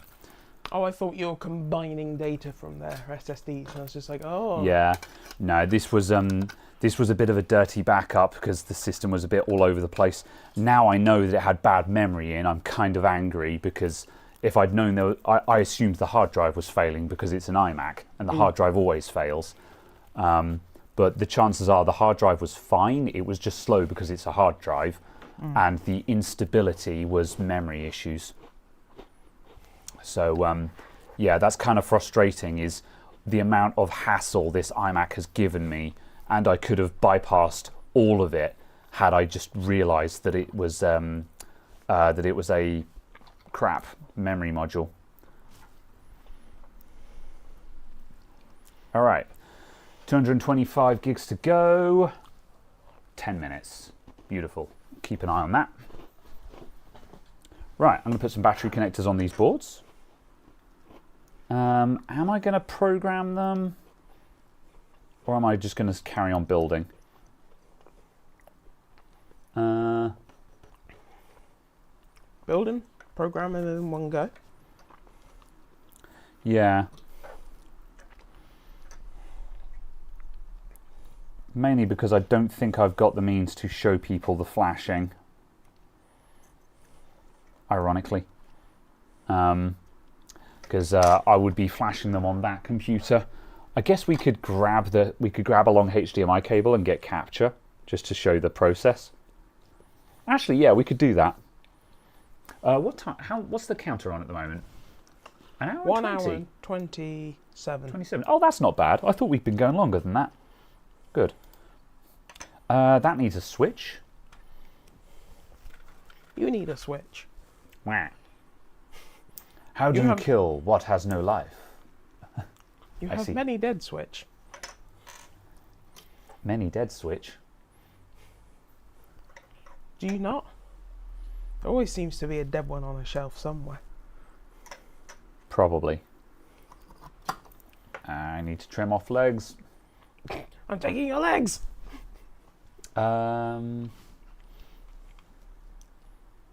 Right, I'm getting one. Yeah, no, David, still don't get what you're asking. Sorry, dude. Bam.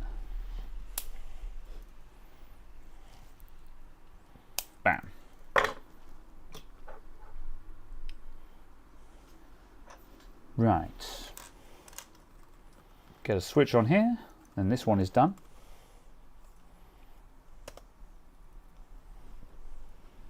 Melt.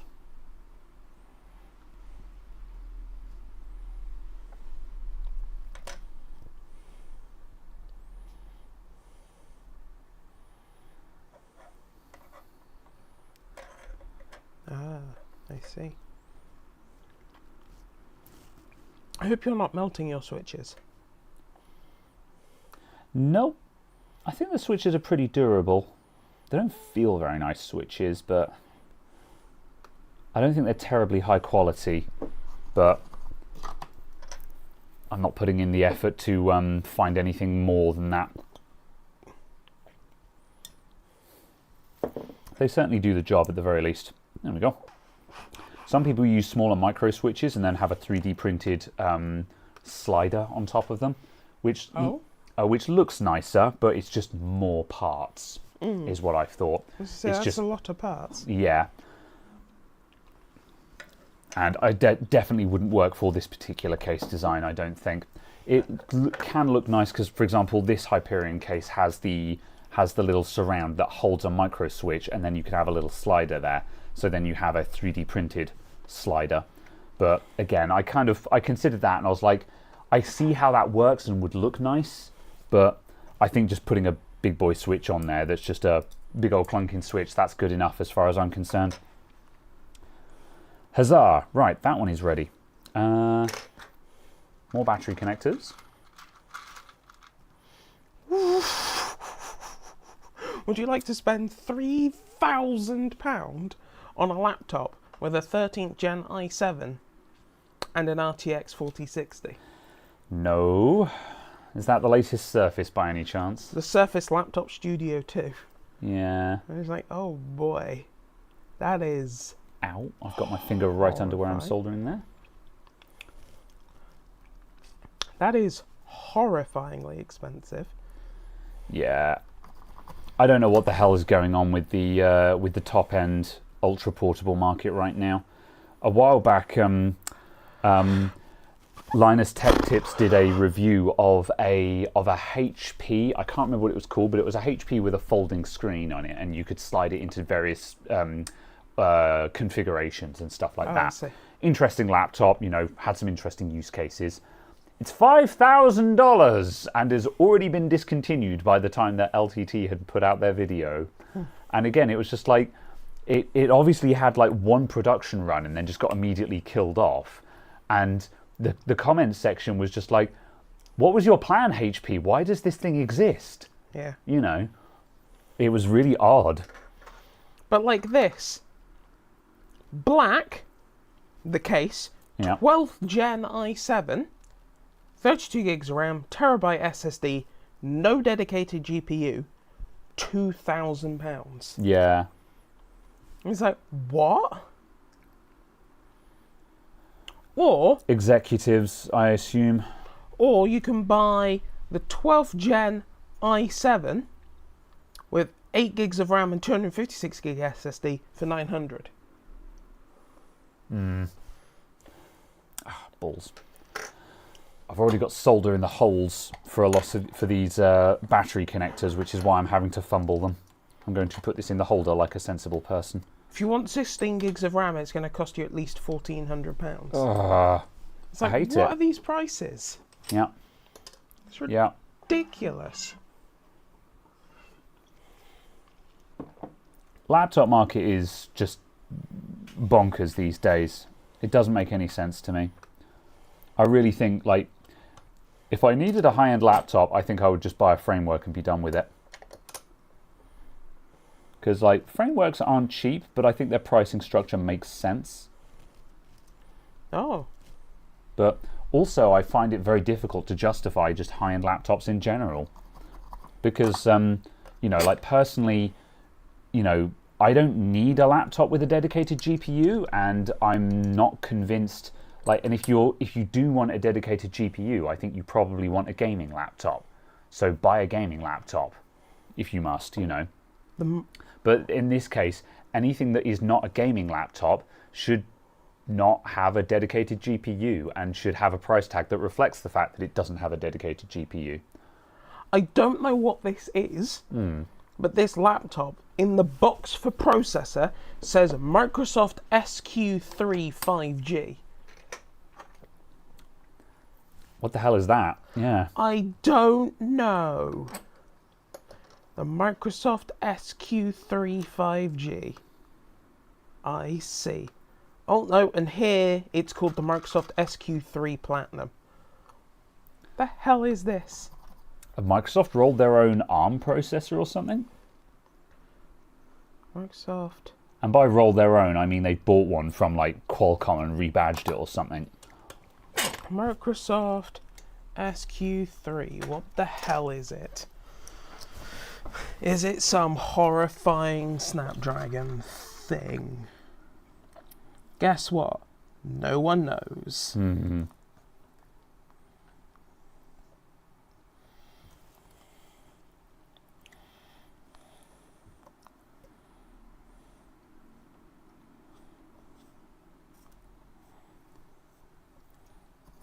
This is going wonderfully to plan.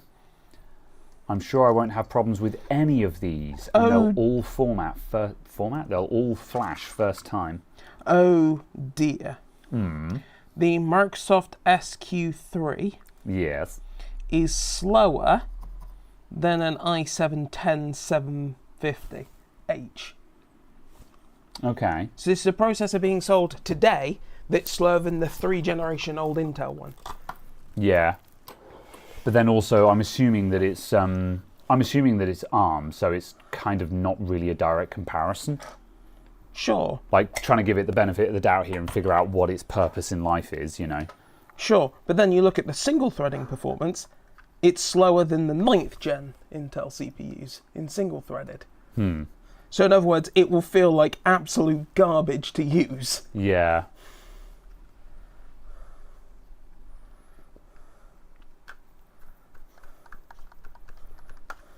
Yeah, that's pretty stable.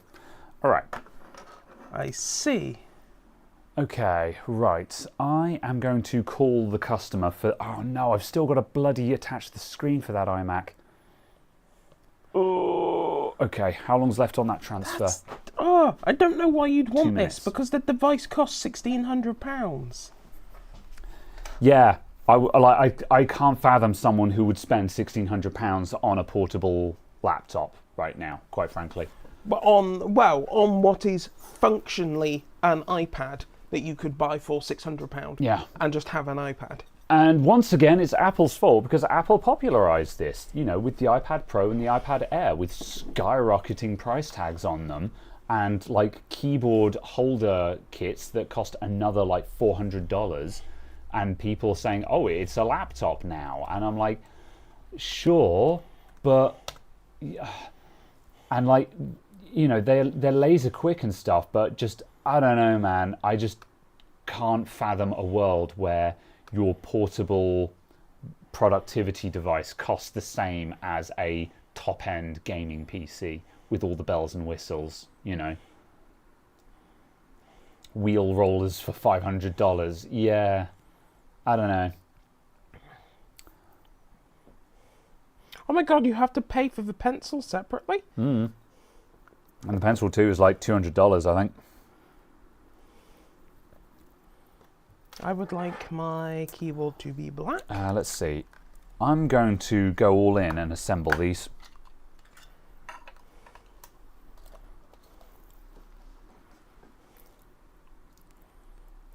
I'm going to bend the I'm going to see how well the cable bends around on this and see if I get a better finish.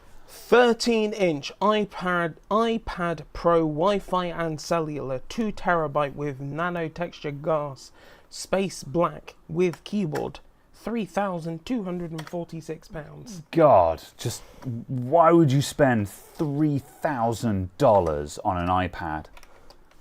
Just no.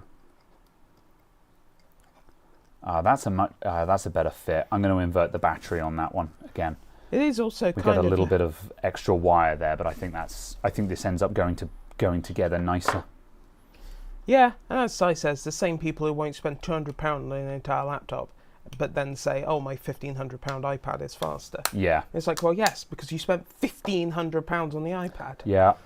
It's funny how that works. Yeah. Yeah. Oh, these.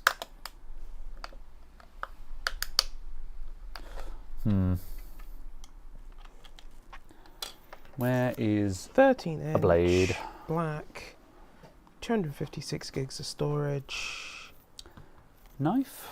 £1,500 for the 13-inch iPad Pro, basically without a keyboard or pencil. Yeah, and this is the thing. If you look at the base iPad, it's like $400. And like, I think it's only got 32 gigs of storage or something like that because Apple, but it's so cheap that I still think it ends up being a better value proposition. iPad.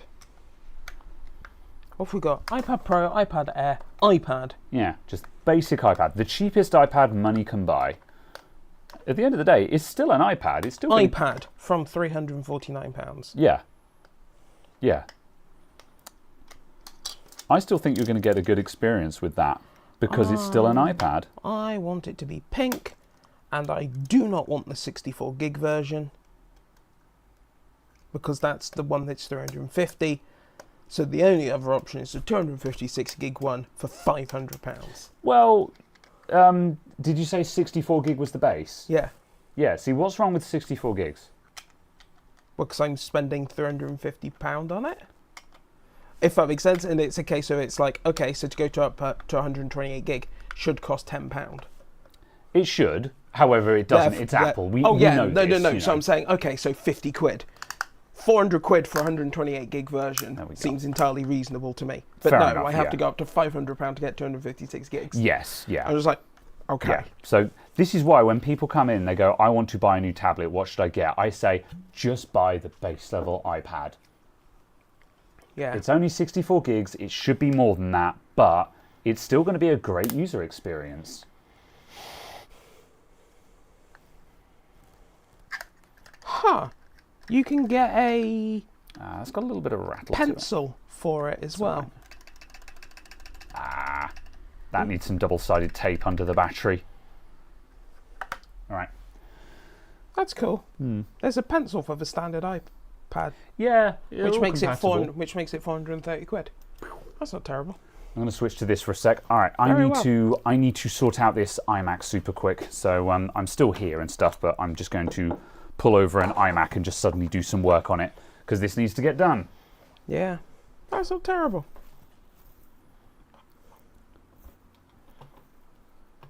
Wait, what? And it comes with a power brick in the box? How generous. That's not very ESG, Apple.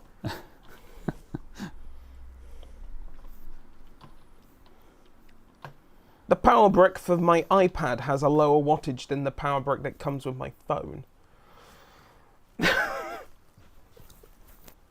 I see. Okay. Okay. Oh, iPad mini. That's a thing that exists. Does the iPad mini still exist? Yeah. Damn. It's more expensive than the standard iPad. Yeah, I was going to say, historically, the iPad mini is the one iPad that I say, no, don't buy this. The iPad mini has always aged terribly. $500 dues. They use the shittest storage that money can buy in the iPad mini, or they did at one point anyway, which is kind of a shame because normally when someone says, I bought an iPad, the answer to that should be, sure, that'll be fine. But the iPad mini was the one where it was like, no, actually it wasn't fine, it was terrible. And like 18 months after purchase, it aged like a cheap smartphone basically. Yeah. 18 months after purchase, it's slow and unusable and there's nothing you can do about it except buy a new one. Whereas most other iPads, you'll get 5 or 6 years of service out of them. Yeah. Oh, yeah.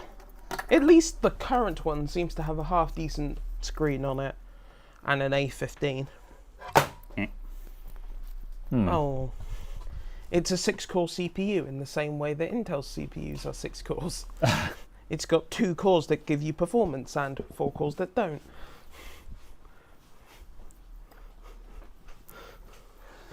Yeah, it depends on what you're doing with them because like a lot of I think I think we've peaked with mobile device CPUs in that unless you're like running mobile games or something like that, I don't think we need mobile devices to be any faster.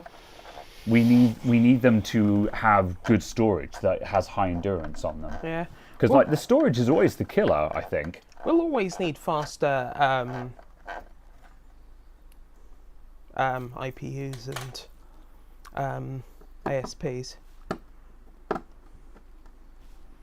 But yeah.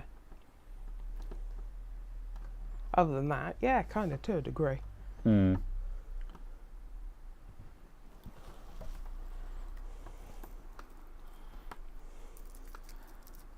And you've got to shove AI processing into them.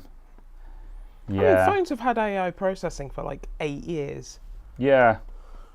I mean, more or less.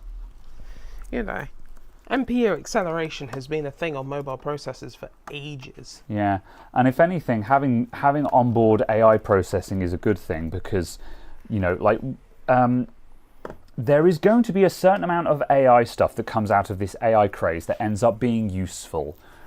And one of the principal Achilles heels of all of this AI stuff is the fact that it has to be processed in the cloud, which is undesirable. So having onboard processing is a good thing. So the actual useful aspects of it we can end up incorporating, you know. Yeah, it's like the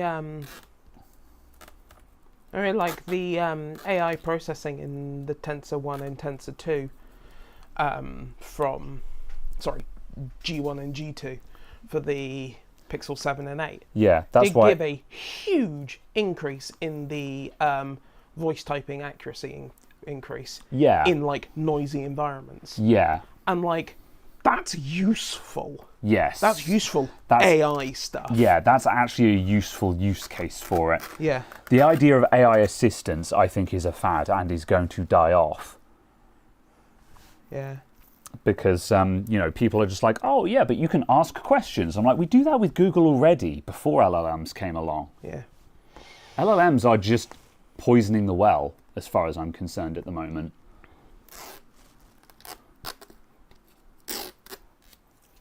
Yeah. And then there's also just the issue of, with Google expanding Google search results to be like, you do a Google search and it's now like an AI response where it pulls data from multiple websites to give answers, which is arguably destructive to the well-being of the internet, because now you're just never visiting websites anymore. And that just potentially further kills off websites, because eventually, if no one visits websites, then websites will be like, well, I guess we're obsolete, so we'll stop existing. And then there's no source for the information anymore. You know, so, you know, there is potentially a fundamental threat to the internet as we know it there. I'm not sure how that's going to play out, you know, like I'm not being doomsday about this or anything, but there is we're going in a direction that could have a bad outcome, or at the very least is going to cause a ripple in how the internet works. That being said, to a certain extent, one can argue that all of the useful information of the internet is in social media already, which has already destroyed the traditional internet as we know it. So I've certainly been playing around with Bing with ChatGPT 4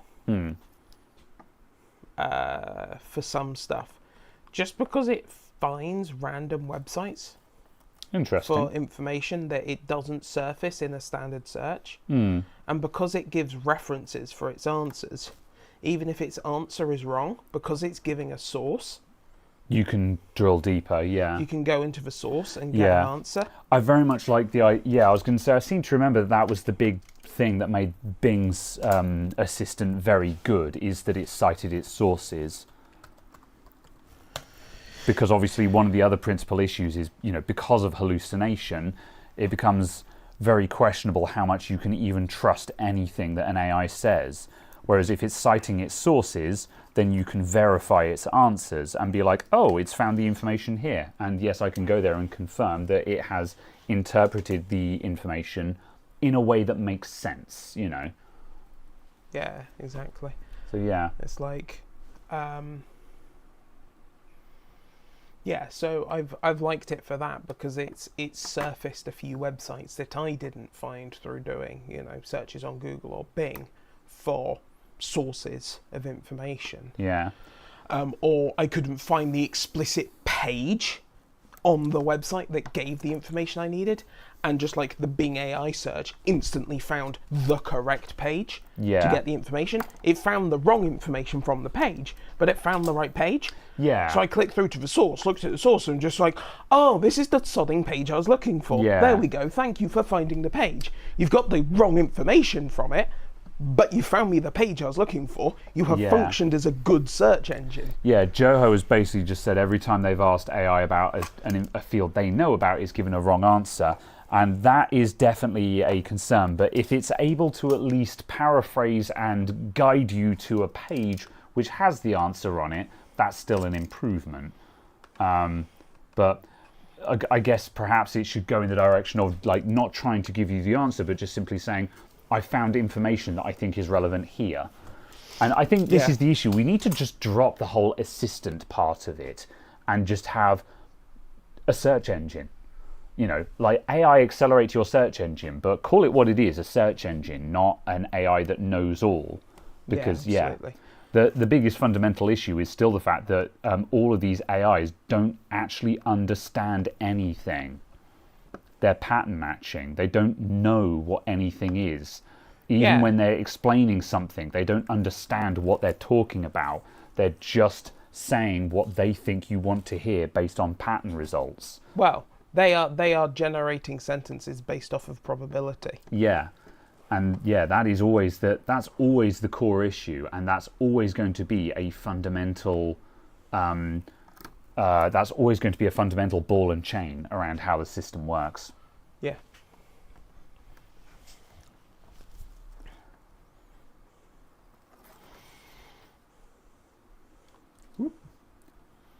But no, kind of the citing of the sources is, Jeff says, thanks for the sources. I went down that, and after 3 rounds of questions, it admitted it made it up.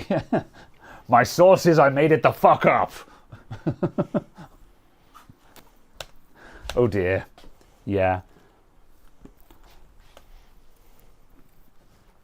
I think there are uses in the modern AI stuff, but I don't think the uses are what people are trying to make of it right now. It will be, the usefulness will be as how it can be incorporated into existing tools. Yeah, certainly for me. Not as a new tool or a new hammer. It's a new type of blade, a new type of coating on your knife. It's not a new kind of tool entirely. Right. Time to commit. Time to commit crimes. I'm always terrified when I get to the point where I actually go, right, I've pulled off all of the double-sided tape. I'm now going to glue the screen back on. We're committing to that.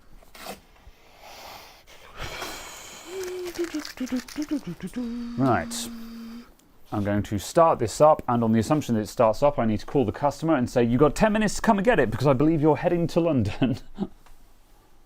You're London. I have completed this in the nick of time. It was a colossal ball ache. Get it out of my shop. Also, you owe me £5,000.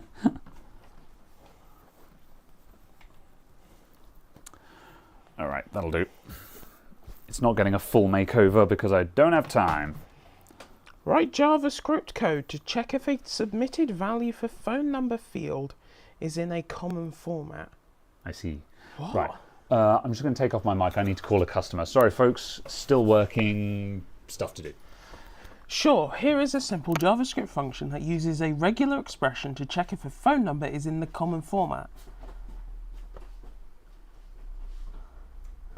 I see. Very well. The function will return true if the phone number matches any of the common formats and false otherwise. Please note that this is a very basic validation.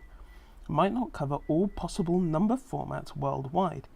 You may need to adjust the regular expression to suit your specific needs. Also, this does not check if the phone number is actually in service, only checks the format. Yes, that makes sense. Thank you. Thank you, Copilot, for your JavaScript. I am certain it functions. Being that I know precisely nothing about JavaScript.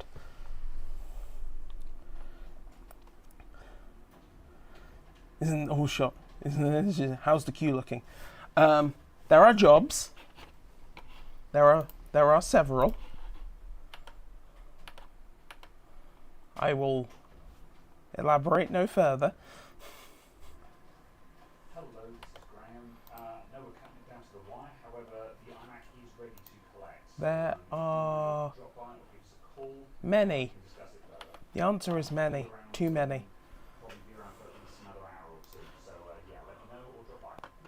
JavaScript causes blinding white flashes when you load out websites. Does it? Oh. Luckily, there was no customer information that Graham was revealing, because apparently Graham is still audible. Oh, fair enough. I thought I was far enough away. But yes, nope. I got an answer machine, and never explain things to an answer machine. If you get through Hello, come pick your shit up. Yeah. Now. Yep.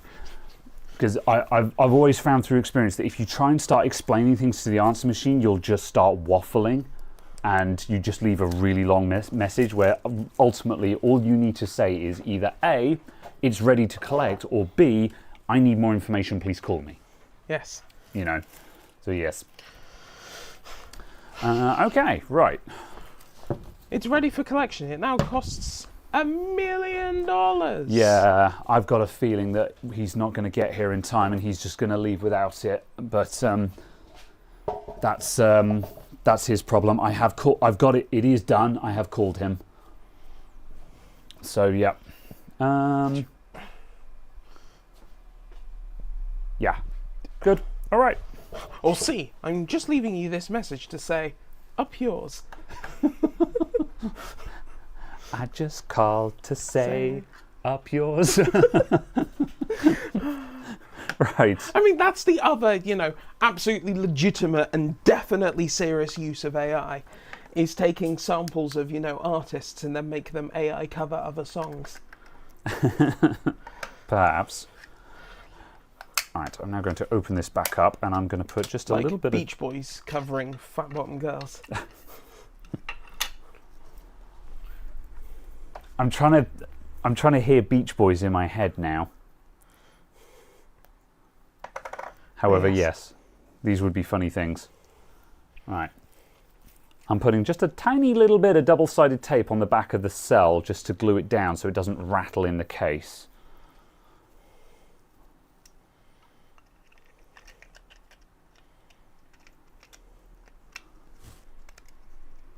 Whoop.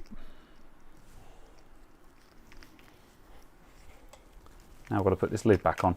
Yeah, the printing tolerances for these cases are not the finest, but the annoying thing is it's not quite bad enough. Like, I would have to change it like 0.5%, I think.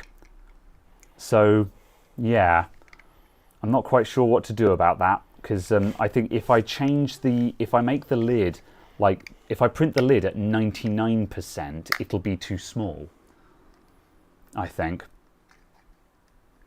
Shave it?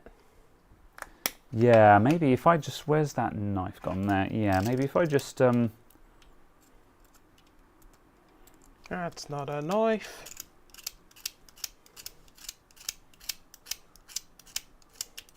How dare you treat a poor MacBook box as storage? I mean, the MacBook box has more storage than the MacBook. Zing.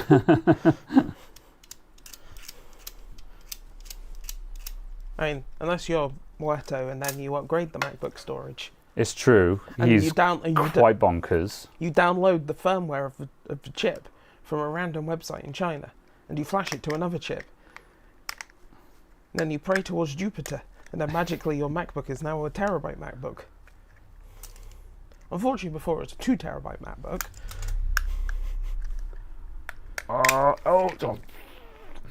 Do you just snap it? No. Or did you pop one end in and then take the other out? There we go.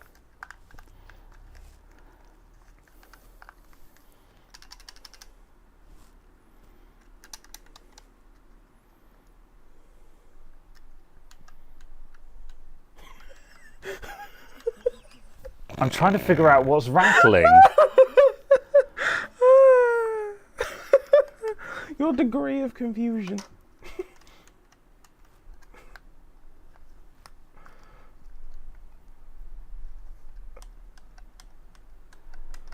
I can't figure out what the rattle is. I mean, is it not just a PCB? It must be, I guess. Yeah. Okay, I think trying to completely eliminate any rattle from them is just not plausible unless I just like glue the whole thing down. And I don't really want to do that because that diminishes the repairability of it, or it makes it a pain in the ass to disassemble. And that's the opposite of what I want. I want these to be very easy to disassemble and put into a new case in case you break one. The point is that if you break one, it's not a big deal, you know. So yes. Okay. Right. Well, I'm going to grab a HDMI cable and we'll show the flashing process. JavaScript function that uses a regular expression to check if a phone number is in a common format.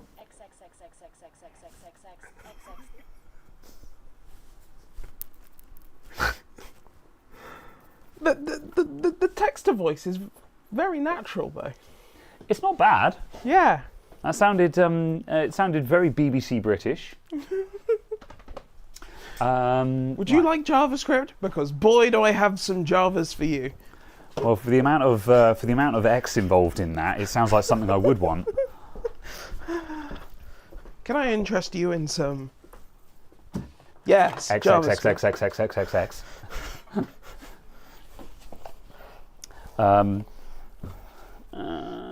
Let's see. Is this the in? I'm giving you an input, yes. Okay. Why have you done this? I can't believe you've done this. Can't believe you've done this. There we go.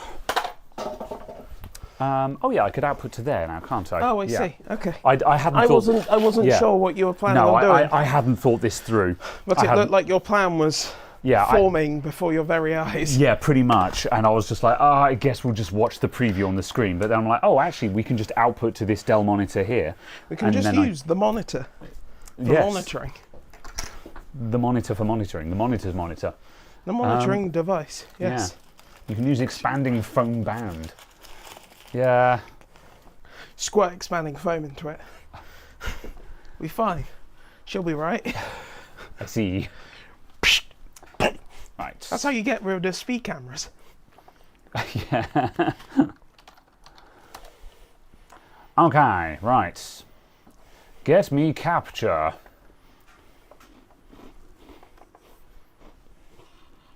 No, I don't need 150% scaling. Well, actually, we'll do 125 to make it more readable for folks. Ah, balls. I'm just going to pick that up. That might be the Your guy. customer, they're ready. They're ready for you. They need you to solve your problems. There we go. Very well. Oh, hello there, yes. Welcome to display capture. No, that's all right. No. Anyway, Yeah, that's absolutely fine. It's ready to go. There is Hello. a bit more to it. I did continue to have problems, which is why we're late. There was faulty memory in the Mac, which is why I was having such a bad So time go. with it. No. Basically, in order to get the job, Yes. I've taken half the memory out, including the faulty module. So we halved it from 64 down to 32 gigs. It is funky and bright red. Decent amount of memory, so you should be able to How much is VAT in the UK? That depends. Because, of course, nothing to do with tax law could be simple or easy. However, the general rate is 20%. Unless it's for gas, then it's 5%. how heavy your workload is as to whether it actually needs 64 or whether 32 will be okay.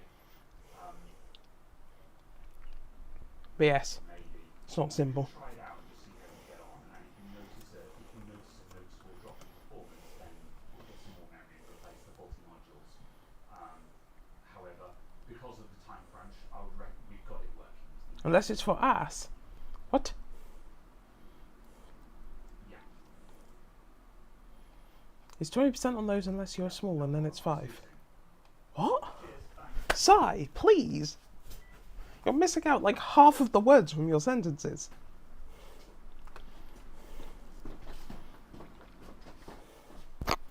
Also, oh my god, the temporary measure for increasing VAT happened on 2011. The temporary 1-year measure. We're in year 13 of this temporary 1-year measure.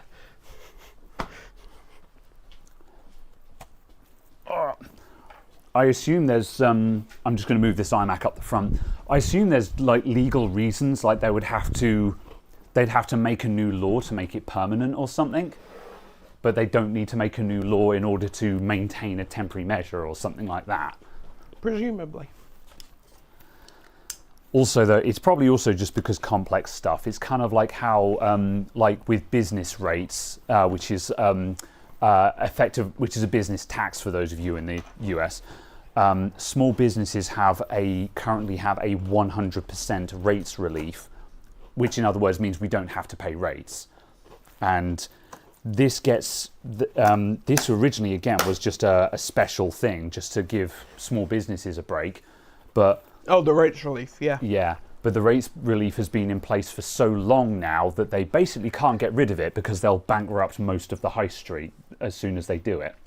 I mean, that says something about, The rates. viability of the high street. Yeah, the rates are complete and utter nonsense. The rates are higher than the rent.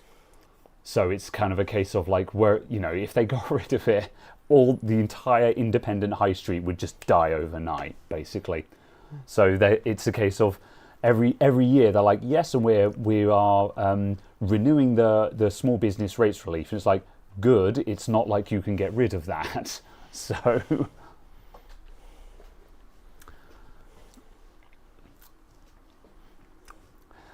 depends on what kind of small business. It's actually different for different councils. Oh, fair enough, yeah. I thought it was national, the rates relief. All right. I'm going to get a USB micro cable and flash some of these trackers. Let's plug this one in. Hope it doesn't explode. It didn't explode. All right. Can we have capture? Yes. Right, I'll show. So this is the online flasher. This is Butterscotch's web flasher. Butterscotch is one of the SlimeVR community devs. Although I think this one was, this one was made by Future Beast, but it's currently hosted by Butterscotch. Anyway, I'm trying to make sure that I mention names of people who are actually working on these projects because they get the credit for making this stuff available for free. Anyway, so firmware version. So SlimeVR, this is the mainline Slime versions. The BMI 270 is very new and it requires a branch of the firmware. So we're actually going to run Loud S Fusion. I'm not sure who Loud is. I think they're one of the. I'm assuming they're one of the firmware devs. But do you want to slide the window slightly left? Sure. Given the window is not maximum width, because then that means we can do that without clipping stuff. Good. All right. So we're going to run Loud S Fusion. We have a D1 Mini, and we're going to have the LED enabled. Our IMU is a 270, which is 270. Yep. So the IMU rotation. This is what orientation in the tracker the IMU is at. This technically doesn't actually matter anymore because SlimeVR can auto-detect this when you're setting up. However, 270 is the correct. 270 is the default, and that's actually the orientation for this board design anyway. They made 270 the default specifically because of this board, because this is the one that everyone builds. So they were like, we'll just make that the default. I'm just imagining your leg tracking through the floor now. Yeah, well, that's... My leg is extending! It's very confusing when you move your leg forward and the leg goes sideways on the screen, and you're like, what? It's tracking, but and then you have to wrap your head around what has gone wrong there and realise that everything is rotated by 90 degrees and stuff, and very confusing. But like I say, the modern software is actually incredibly good. When you do your T-pose calibration, you actually do two poses. You do a T-pose, and then you do what's called the ski pose. And because you go from standing like that and then you do a ski pose like that, all of the trackers rotate in a known direction to the software. So all it has to do is watch which direction the tracker's rotated in, and it can instantaneously calculate what orientation they're set up on your body. So it's very clever. Indeed. So yes, battery sense we have. We don't need to change any of this. and we're not going to set up the Wi-Fi. We can dial in the Wi-Fi settings for it from here if we want to, but we don't need to. We can do that later. So I'm just going to hit flash, and it is on USB COM port 4, and off it goes. So you can download the firmware and you can open it up in DevTools and stuff like that. I don't know how to do any of those things, so I use this handy dandy web tool which does it all for me because I'm a pro. Big Shack.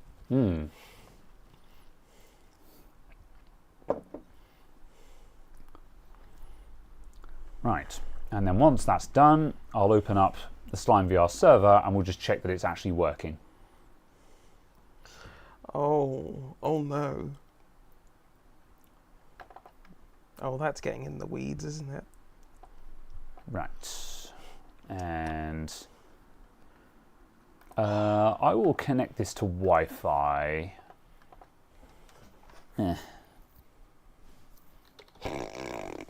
Your super secure Wi-Fi password.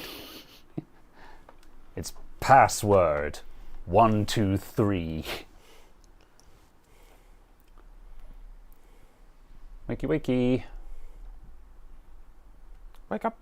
Wake up, wake up, wake up, wake up, wake up.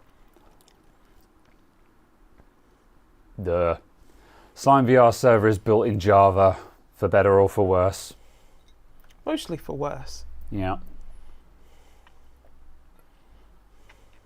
Oh, I think this one already had the Wi-Fi because it's one that I did have a different thing on. Fine, okay, good. Mine is even better than that. 01 password. Okay, right. Okay, those numbers are changing. It looks like it's tracking. So now if I pick up the tracker and I do this with it, so you can see me moving it and you can see the preview is moving around on screen. So it is indeed tracking. Is it tracking correctly? It is. So that's, obviously when I do a reset, that orients for which direction is forward. But the important thing is right now it's upright, and if I tilt it forward, it tilts forward. And if I tilt it backwards, it tilts backwards. And likewise, tilt left, tilt, or roll left, roll right, and so on. So it is tracking in the correct directions. Does it have a cat face on it? Sort of. It's got a little smiley face, because that's the SlimeVR logo. Where's the... There we go. Oh, okay. It's the SlimeVR logo. That's what the official slimes look like, because you can buy official ones from Crowd Supply, and that's the design of the official ones. They have a custom one of their own, and those ones are very good, but there's a very long wait time for them, and DIYs are cheaper. But well, these ones are very good value though. They're BN0085s, so they're very good trackers. Anyway, that works. So I'm going to go through and I'm going to start flashing the rest of these just to make sure they work, and if they work, I will put them into cases. And then I will ship them. Indeed. How much? How much? So I'm selling sets of 8 for $200, which is aggressive pricing. The going rate is $200 for a set of 6. However, I'm doing. However, also a lot of people who are doing like $200 for 6. They've got some of the newer designs like Tiny Slime and stuff like that that are a bit smaller than mine. And are just, they've got their manufacturing nailed down. So I'm opting for cheaper prices because mine are a little bit more DIY, but I'm selling them cheaper, and obviously I'm generally selling to friends mostly, just so then there's a more of a personal relationship for support and stuff like that. Flash another one. You will have to arrive in my DMs for support. Indeed. Wait. So yes. Can I buy some? I'll make a really good offer, says Sai. Will you, Sai? Will you make a good offer? Is it really a good offer?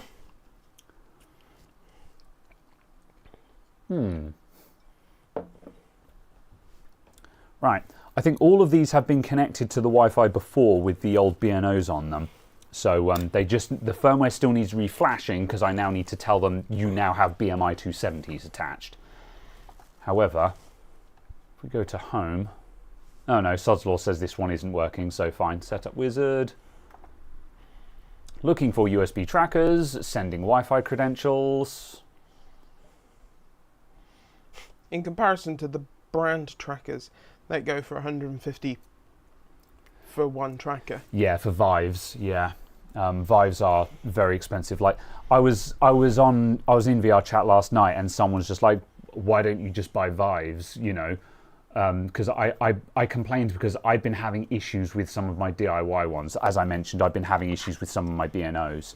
And they were like, just use Vives. And I'm like, they're at best, like if you find them on sale, they're 120 quid a pop. And you need a minimum of 3 just to have like knee trackers and hip. And you also need lighthouses. So if you have an inside-out VR headset, that means you're going to have to buy lighthouses at 150 quid each, Vives at about 140 or 120 quid each. A basic half-body tracking setup is going to cost you like £600 if you go Vive, you know, £500 or £600.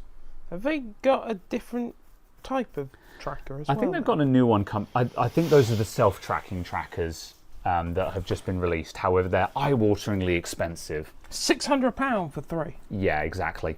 Whereas Slime Trackers, $200 for 8. Oh no. What? Unlock a new dimension of movement with the HTC Vive Ultimate Tracker. This AI-powered self-tracker. God. I don't hate AI per se. I hate how it's a buzzword. Everything has to have AI in the name. Like, anything that is just computer controlled is AI, by their definition. Yeah. Okay, right, this one works. And apparently you need to clean your sensei. A sensei? What? The product it was sold with was Sensei Cleaner. Like, for cleaning your sensei. I see. Like, what kind of games are you playing in VR again?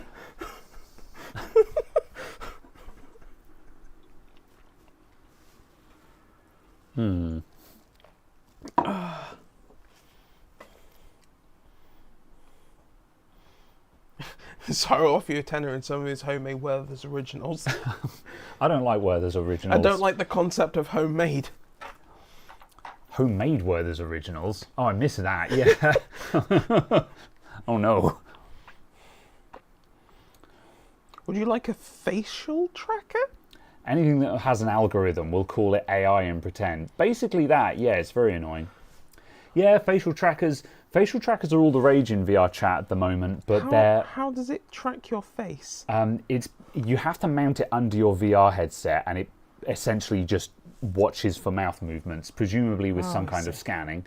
But from what I've heard through a couple of friends who've bought face tracking, they're an absolute bastard to get working. They're fairly expensive, and they are a nightmare to get working. So it's, at the moment, yeah, like some of the latest headsets have got eye tracking, which is great because it's built in, but facial tracking is really difficult to get working. I think those are more useful for people who are doing motion capture for animation work, but for VR gaming and something like VR chat, if you just want a more immersive experience, getting those to work in VR chat is a lot of hassle. And also, like, because you then have to have it mounted under your VR headset, you've got even more hardware on your face, which is just, again, reducing your comfort. And it's reducing your comfort factor at a time when people are very much gravitating towards smaller, lighter weight headsets, like the Big Screen Beyond. Because like the Big Screen Beyond is currently the holy grail of headsets because it's super thin and light. And it's like, yes, this is the future we want for VR. Right. Did I just flash that one? I think I did. Let's see if it's detected. Breakthrough OLED displays. I don't want to break through my OLED displays. The Big Screen Beyond is not flawless, it must be noted. That's reasonably small. However, as you can see, yeah, compared to most VR headsets, it's extremely slick. Interesting. Let me guess, it cost me $3,000. No, it's surprisingly well priced. My firstborn child. Yeah. And a subscription to Apple. Headset alone is like 600 or 700 quid, I think. which for a top-end headset is really good value for money. £1,200. That's with lighthouses, I think, though. Is it? Pass. Because it's certainly just saying headset. Maybe. Apparently you need to scan your face. Yeah, it has a personalised face gasket. You have to scan your face and give them your prescription. Yeah. Huh. Comes with prescription lenses and a proper fit face gasket thing. Requires SteamVR base stations. Oh yeah, if it's 1,200 without lighthouses, that's a bit more pricey than I thought. I thought it was under £1,000 without lighthouses. Because it doesn't come with controllers either. It's very much a DIY headset, this one. It's designed for people who are already VR enthusiasts and already have some equipment. This is not a starter kit. Order now and ships in some point in the next 3 weeks. But it's incredibly thin and light. What am I buying? Tell me what I'm buying. You haven't told me what's included. From the sound of it, it's literally just the headset for £1,200. Yeah. Which isn't great. I thought it was less than that.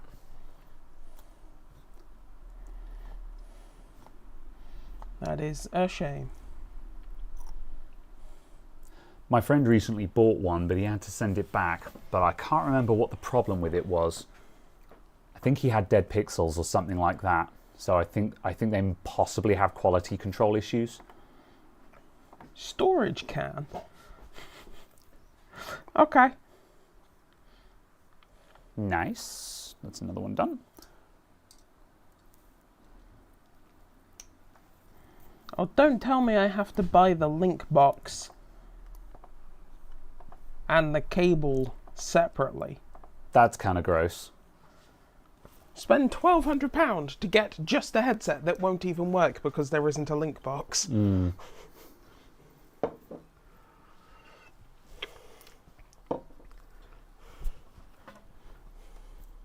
Because you won't actually tell me what's included for my money. Yeah, no.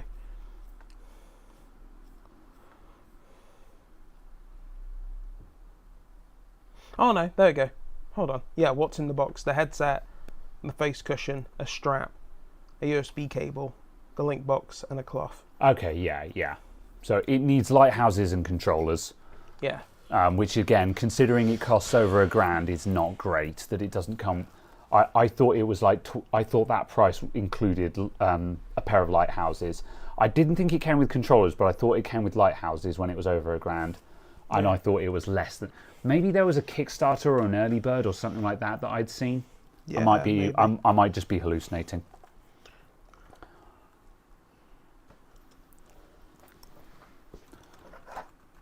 I can't remember if I've done these ones already. I'm going to assume no. Pimax. That's the other company I was thinking Yes. Pimax also, I think, have quality control issues with their screens. Okay. Would you like the Crystal Super? Functional.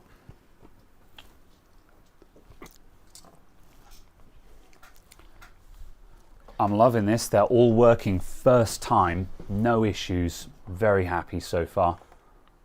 Flash another one. Oh, interesting. The Pimax Crystal Super is lower resolution per eye than the Big Screen Beyond. Yeah, the Big Screen Beyond is the new king of resolution, to my knowledge. Yeah. Although the other thing to bear in mind is that depending on what you're doing, the resolutions these things have are horrendous to actually drive. But also, though, it depends on what you're doing. Like, if you're trying to drive VR chat, then it's horrifying. But if you're trying to drive like Beat Saber, then it's not a big deal. Yeah. Also interesting, OLED 90 Hz, QLED 120 Hz. Yeah, I think you definitely want OLED. for these, because otherwise there's just there's too much glare. Like already these things horrendously overdrive their backlights because there's so many losses in the lenses. It's quite insane. Yeah. VR chat is horribly optimized, or it just takes that? It's horribly optimized is the answer to that. I think it's a little bit of column A and B though. Yeah, true. The users don't help. Yes, this is very true. The users don't help because they upload. Most community players are uploading avatars that blow way past the performance targets. As in they go past the you need to stay below these limits to have a high performing avatar kind of thing. But also, like, what they're asking isn't a tall order. You know, like, a high poly model is like, a high poly model is 70,000 polygons and up. And by video game standards, that's not very much, you know.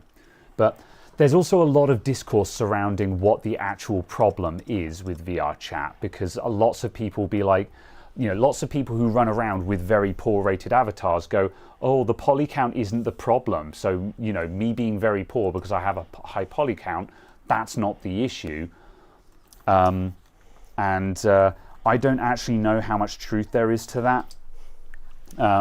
All I know is when I block very poor avatars, my FPS goes up drastically. So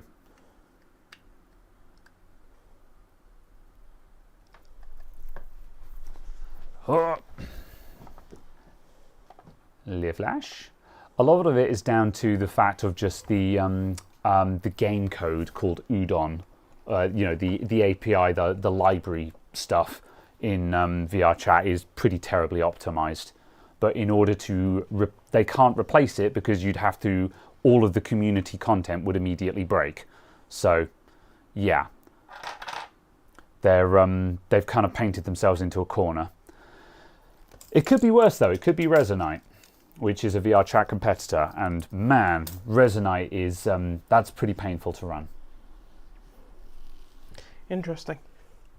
Apparently, The Last of Us 2 had approximately 20k polys for the main character model. Really? Yeah. Wow. That's really slick then. Yeah. It shows you don't need a high poly count for it to look good. Yeah. You just need to actually be good. That's really because interesting. You look at how good the character modelling is in like The Last of Us 2. Yeah. Yeah. That's kind of interesting because I was under the impression that the poly counts were way higher than that in modern AAA games.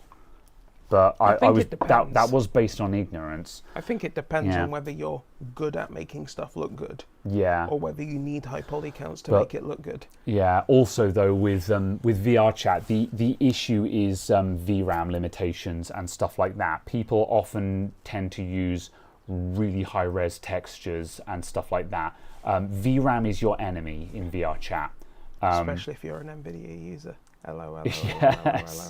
Yeah, because for example, like the worst case scenario is I was at a VR chat meetup and someone dropped in with a very, very flashy avatar, and VR chat will tell you how much VRAM each avatar is using.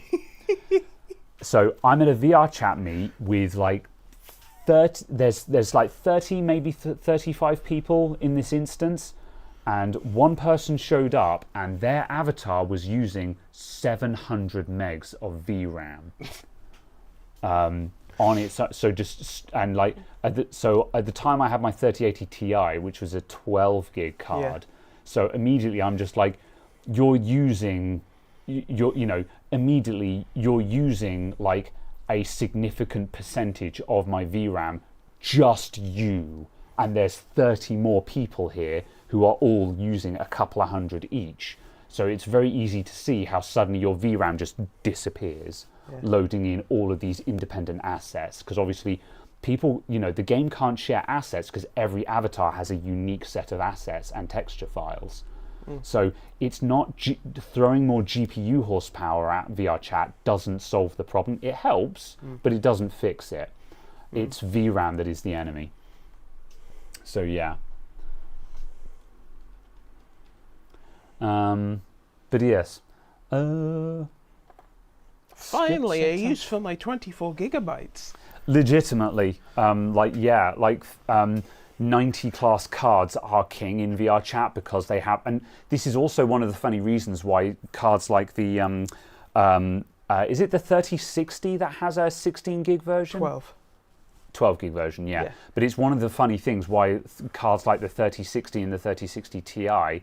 The 3060. Just the 3060, yeah. Yes. The 3060 12 gig, sorry, does surprisingly well in VR chat despite being only a 60 class card because it's got bare loads of VRAM in it. Or like the 7600 XT 16 gigabyte. Yeah, yeah. Flash another one. Right, this one's number 8. So once this one is done, I've just got to put all the rest of them into cases, and that's a full set. Man, these things take ages. 2 hours, 2.5 hours. Oh yeah. Then I'll start building a couple more, but I think we'll go for a 3-hour stream. I'll get at least another one bashed out. It's also just the case, though. Imagine if we actually had enough VRAM on graphics cards. Yeah. Like 8 gigs is not acceptable in 2024. It really has scaled up a lot in recent history. I think we went through a period where VRAM wasn't really a limiting factor, and then suddenly it was. Yeah. I think recently there's a pendulum swing between GPU limited and VRAM limited, and in the past 2 generations there has been a very fast swing into VRAM limited, I think. Yeah. And that, I mean, it's also the fact of just, though, like, the 8 gig for RX 4080 came out in 2016. an 8 gig 4080. The RX 4080. RX 4080. Yeah, had an 8 gig version, the same as the 5080. The AMD RX 4080 had an 8 gig version. It came out in 2014 for the 4080. Yeah. So yeah. Whoops. And it's just the fact that I'm it. just like, we had that, coming on for 10 years ago.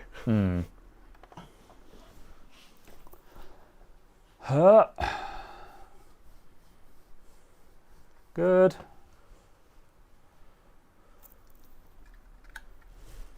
Yeah. And apparently, based on the latest rumour do come out, if you expected more than 8 gigs of RAM on the 5070.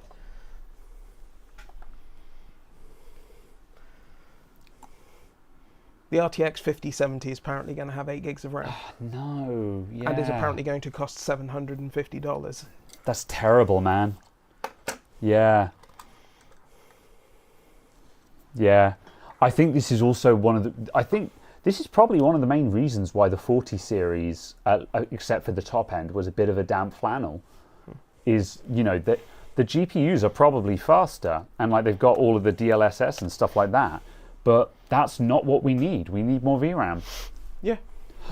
And yeah, if the new ones come out with the same amount of VRAM, I don't think it's going to help. Like, and talking about GDDR7 and stuff like that, they can increase the memory bandwidth so we can swap data in and out faster, but I don't, I feel like that's a band-aid solution. Yeah. Increasing memory bandwidth is helpful, but also you could just increase the amount of memory in the first place. Yeah. Whoop, I'm going to go back to bench cam with face. That's a keyboard. It is. And these are trackers.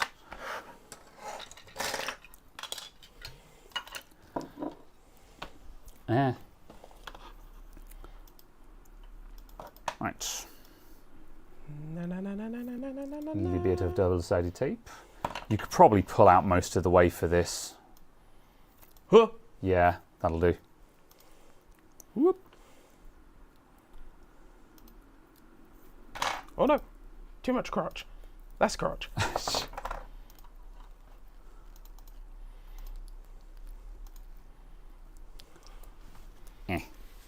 Yeah.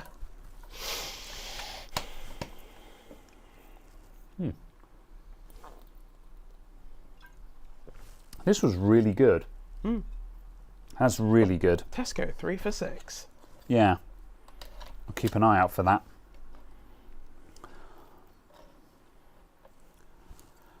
Boop. But yes, people complain about the price of the 4090, but also the 4090 was the best value product in the entire NVIDIA stack. Yeah. Yeah, it's expensive, but when you look at its performance, it performs to its price tag. Yeah. Oh, that's not fitting at all. What's happened there? I think you've got a cable. Is the cable cord No. funky? Oh, no, there it goes. It just needs to go in dead flat. That's good, though. I like tight tolerances on the PCB fitting because that one ain't going to rattle. Yeah. Ah, that's the man. Right, I will return. Excellent. Return. The man cometh. Lidl's own brand cider is made by Henry Weston, so the same company that actually does this, and it's and it's entirely good, entirely fine. It's functionally Henry Weston's vintage, but with a different label and a slightly lower price tag. It's slightly less alcoholic, but other than that, yeah, it's functionally the same. So yeah. Yes. But yeah, I do think we're in for kind of bad time for GPU VRAM next generation, if the rumours are correct from NVIDIA. Just because, yeah, they seem to be skimping again. And there's the possibility that they were apparently considering putting 32 gigs on the 5090. It's just kind of like, so putting even more RAM on the card that arguably has more RAM than it needs currently, and making the rest of the stack even more starved? What? NVIDIA, please. But yeah, we've not heard anything, or at least I've not heard anything, about what AMD's planning with regards to memory allocation. But I'd presume that it's going to be higher just because they were indicating that they were going to be going wider bandwidth. Wider memory buses, and wider memory buses just mean you can have more memory chips, which is a cheaper way of having greater capacity than having to rely on high capacity single chips going on.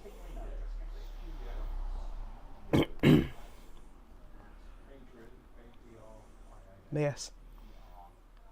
It has been an unfortunate time with the sort of the replacement for the PCI power connector, because it just seems that there has been a spate of issues with people not plugging it in properly, and then cable mod having problems with just not being able to make stuff to spec.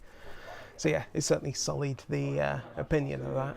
But yeah, for the next generation, we are expecting AMD to bring its 7900 XTX sort of tier of performance down in price, so from $700 or $800 equivalent to around the $500-ish equivalent price, and also take some power usage off. So it looks like it's going to be a very good consumer market for the AMD products. It's just not going to push the ultimate performance much. So yes, I think that's ultimately a better thing for the market. Just sort of bringing, you know, the top tier performance, the 7900 XT, XTX tier of performance down from $700-800, well, probably $650-ish now, down to about $500. Yeah, I think that'd be great. Nudging that down sort of a chunk is obviously good, and obviously if it continues to have like 18 gigs of VRAM or something on there, that will be effectively a return to 20 gigs of VRAM. That will be good. Yeah, a return to the previous kind of pricing that we used to have per se, and also, of course, you know, like resolution hasn't changed. Resolution requirements haven't changed in a while, and we're not expecting them to change anytime soon. You know, like 1080p, 1440p, those two are still king, and we've kind of got enough performance for those. We just need that performance to be cheaper and more accessible. Yeah, absolutely. We need the very bottom graphics cards to be like twice as fast as they are, arguably, just so we haven't got a more than doubling of performance between the slowest card and the fastest card inside a generation. Yeah. Because I don't actually know what the percentage scaling kind of is. I think I'm going to have to reprint these lids because all of these are fighting me, and I don't want them to have this much problem. I don't want the lids to be this tight. That just makes them a bit icky.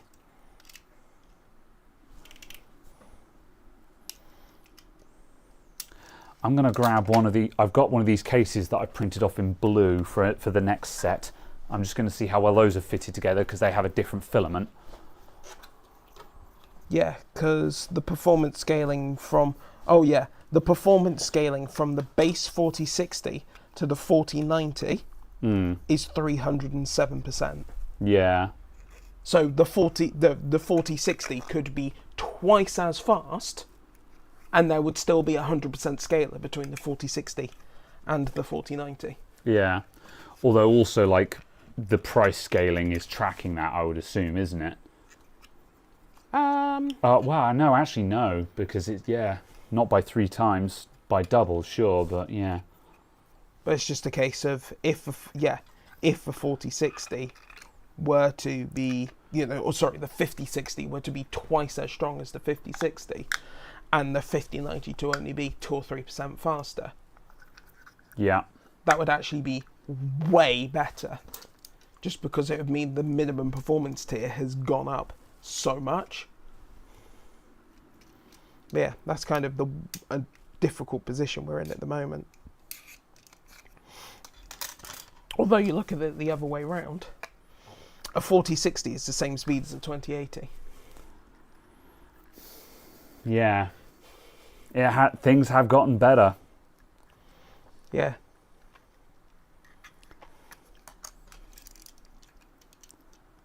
A 2080 Ti is functionally the same performance as a 4060 Ti 16 gig. So it's just kind of like, oh yes, there has been substantial performance scaling. But it's also just the fact of like, the scaling at the top has been so extreme as well, that we really need the bottom to keep up better. Yes. Because like we all have a laugh at how much the 4090 is, but also it's a bloody fast card. Yeah. Ooh, yeah, the blues have got the same problem. I've got to reprint the lids. Their tolerances just aren't getting that. I think it's just because the corners are just a little bit sloppy on the cases, and because of the nature of 3D printing and how it's a blob, I don't think you can make those corners sharp enough in a meaningful way. What I might do is just customize the lids slightly and just do a little bit of a chop off on the corners.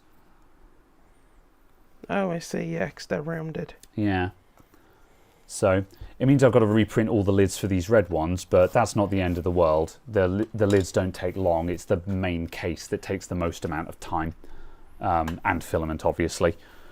So yeah, I think I've got to do a custom lid for that, which isn't a bad thing because I wanted to do a custom lid to put the Adamant IT logo on it anyway, which I thought would look cool.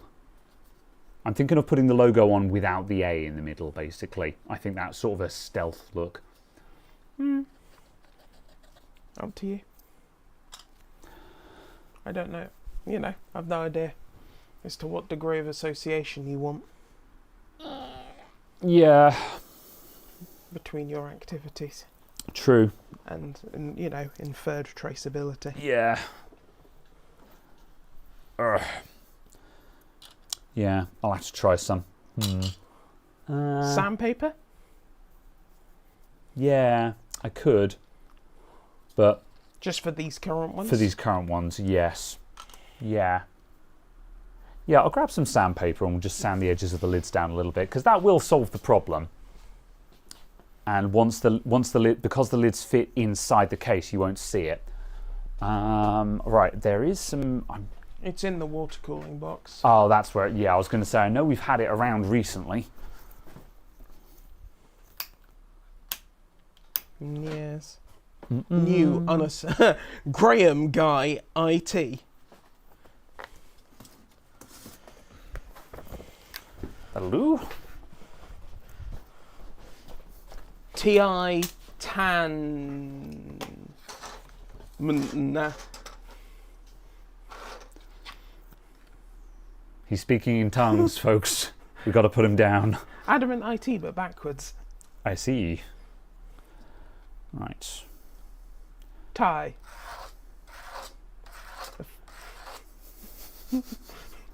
Are you having a stroke over there? Just randomly spouting phonetics now and then. The 3080 tie. Back to you, Steve.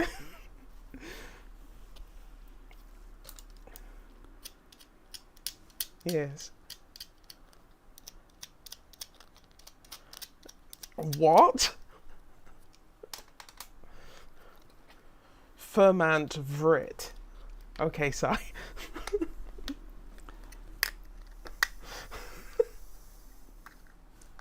Going to carry on struggling with these in silence. Struggles aggressively. Ah!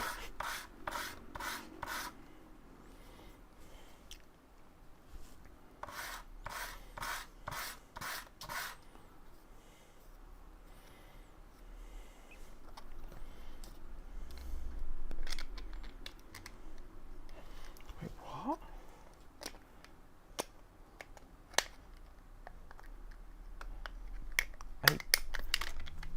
No, we haven't got time now. No, I don't like this. I'm actually going to print. I'm going to try printing one of these off. I'm going to see if I can do 99.5% size and see how that comes out. I'll put them all together with no lids on first, at least. That's something that I can do. But yeah, these lids just do not fit properly. Not in a way that I'm satisfied with.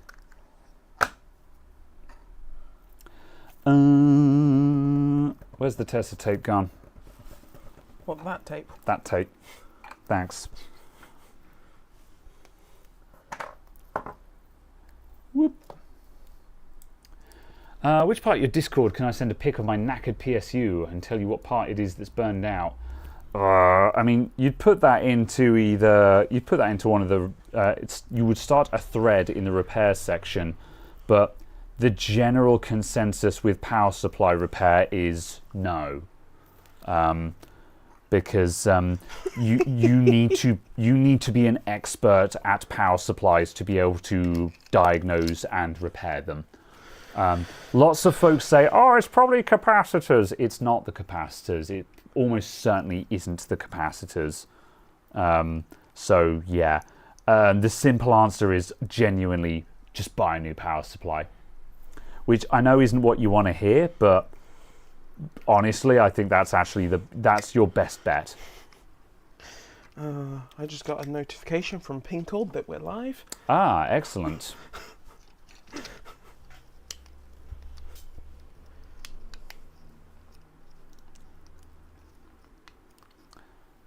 Right. These run on battery as well? Yes, good. I'm going to turn these on just so they're actually appearing in SlimeVR as I go. Right. Oh look, and it even reports its battery. Indeed. Is that remotely accurate? Yesn't. It's measuring the battery by the battery voltage. So it's very much an estimate because, as you know, battery cell voltage is not a terribly good measurement of LiPo charge level, but it's not terrible. Right, we've got that one. Who hasn't appeared? That one's there. That one's there. This one hasn't. That one looks like it hasn't fired up.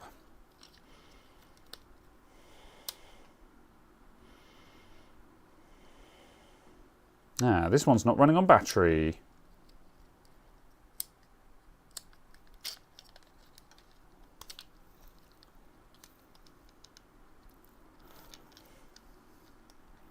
Hot plug the battery. And now it works. I swear the TP46, the TP40, what are they called again? The tent pegs. whatever. The charge control board, I swear they have a mind of their own, and sometimes they just don't initialize properly, and you just have to replug the cell to make them work. There we go, now it's working. Right, I think I did actually manage to get the lid on this one. Oh, I meant to look. What are the cells? These cells are, they are 50, 37, 59. Is that what you do a little search for? Yeah. Please give me the what the what was that? TP4056, yes, that's right. I clicked in the search box, it popped up a pop-up. I clicked in the search box again, it loaded another web page. I see. Like, are you sure? 50, 50, 50, 37. Yeah, and also just to clarify, 59. with power supply repair, I'm not coming at this from a safety perspective, because like you can work on something safely in order to, you know, like we can talk about how you can safely discharge the capacitors in your power supply before you work on it and stuff like that. The main issue is not so much a safety matter, but just you will not believe how complicated the problems with power supplies can actually be. We're getting down into switching frequencies of MOSFETs and things like that, and understanding where a buck converter timing clock is out of sync and things like that. So it's not even a safety thing, it's just the problem could actually be significantly more complex than you would imagine. That's the actual issue. Have you finished having a stroke?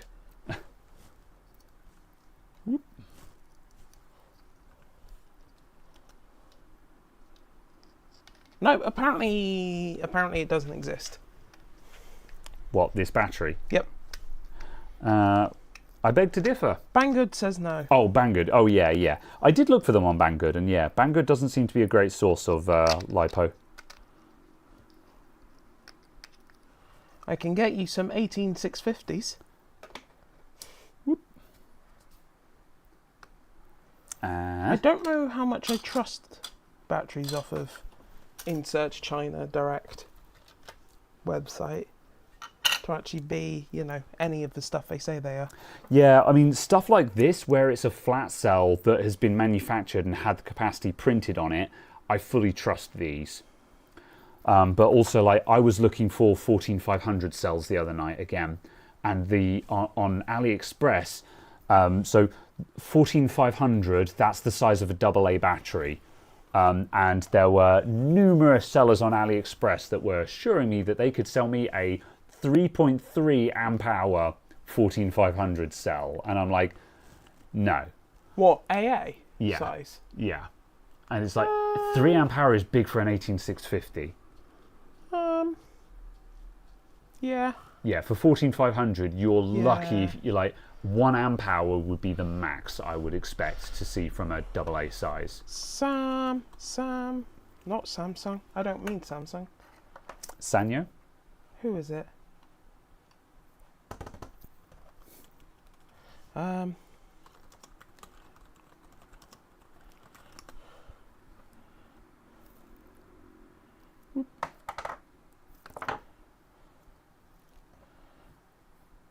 Who is it who makes N-Loop? Oh. Panasonic. Yeah. Yeah, Panasonic make any loops, Yeah. don't they? Panasonic rechargeable. We are talking 3.7 LiPo, not 1.5 Oh volt. yeah. Yeah. But I always use that as a guide, as kind of, if N-Loop say 2 amp is the maximum, that's probably the maximum. Yeah, fair enough. You know, because they have to actually supply what they say. Yes. Otherwise people get very unhappy. Yeah. Oh, you know what? They're saying they can do 2.7 in 1.5 volts. So Yeah, so 1.5 times 2.7, what's that in milliwatt hours?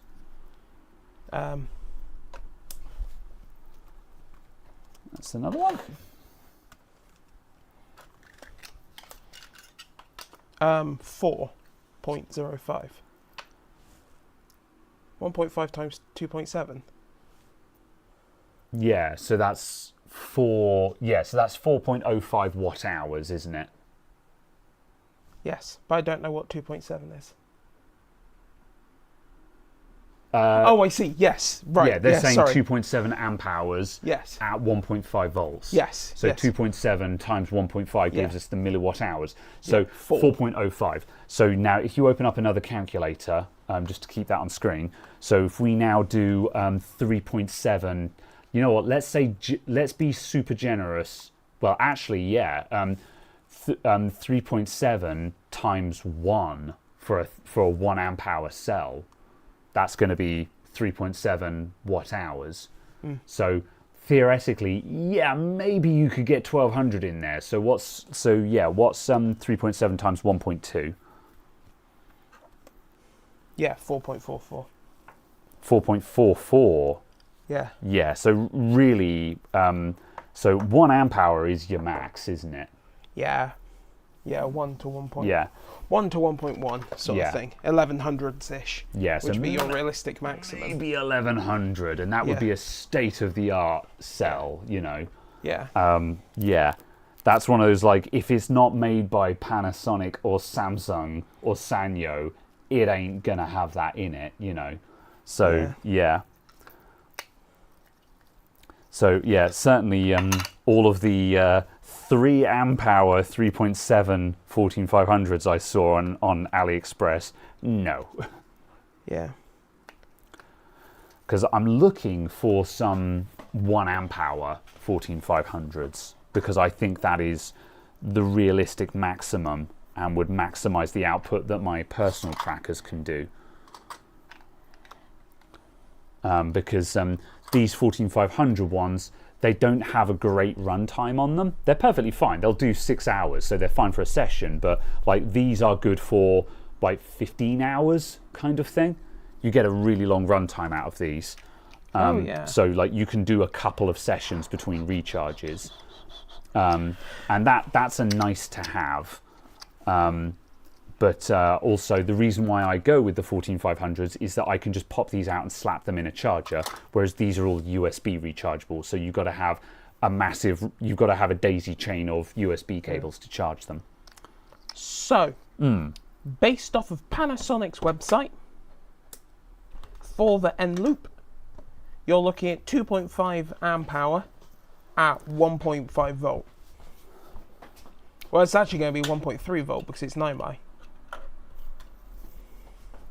So it's 1.3 times 2.5 is absolute maximum. Yeah. Which is less than 4 watt hour. Yeah.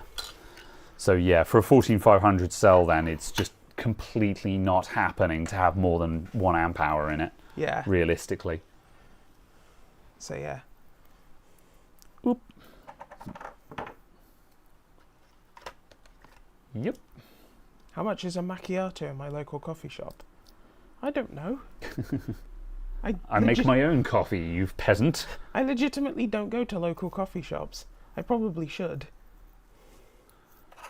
But yeah, last time I had legitimately the last time I had a macchiato, it was free. And I was in Montenegro. Because business. Business. But yes, I would Neil. I would expect it to be somewhere around £3 to £4. What is macchiato? Oh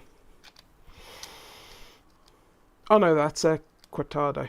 Cortada even. A macchiato is a single shot of espresso with a shot's worth of milk in it. But I can't remember what type of milk it is. Oh, fair enough.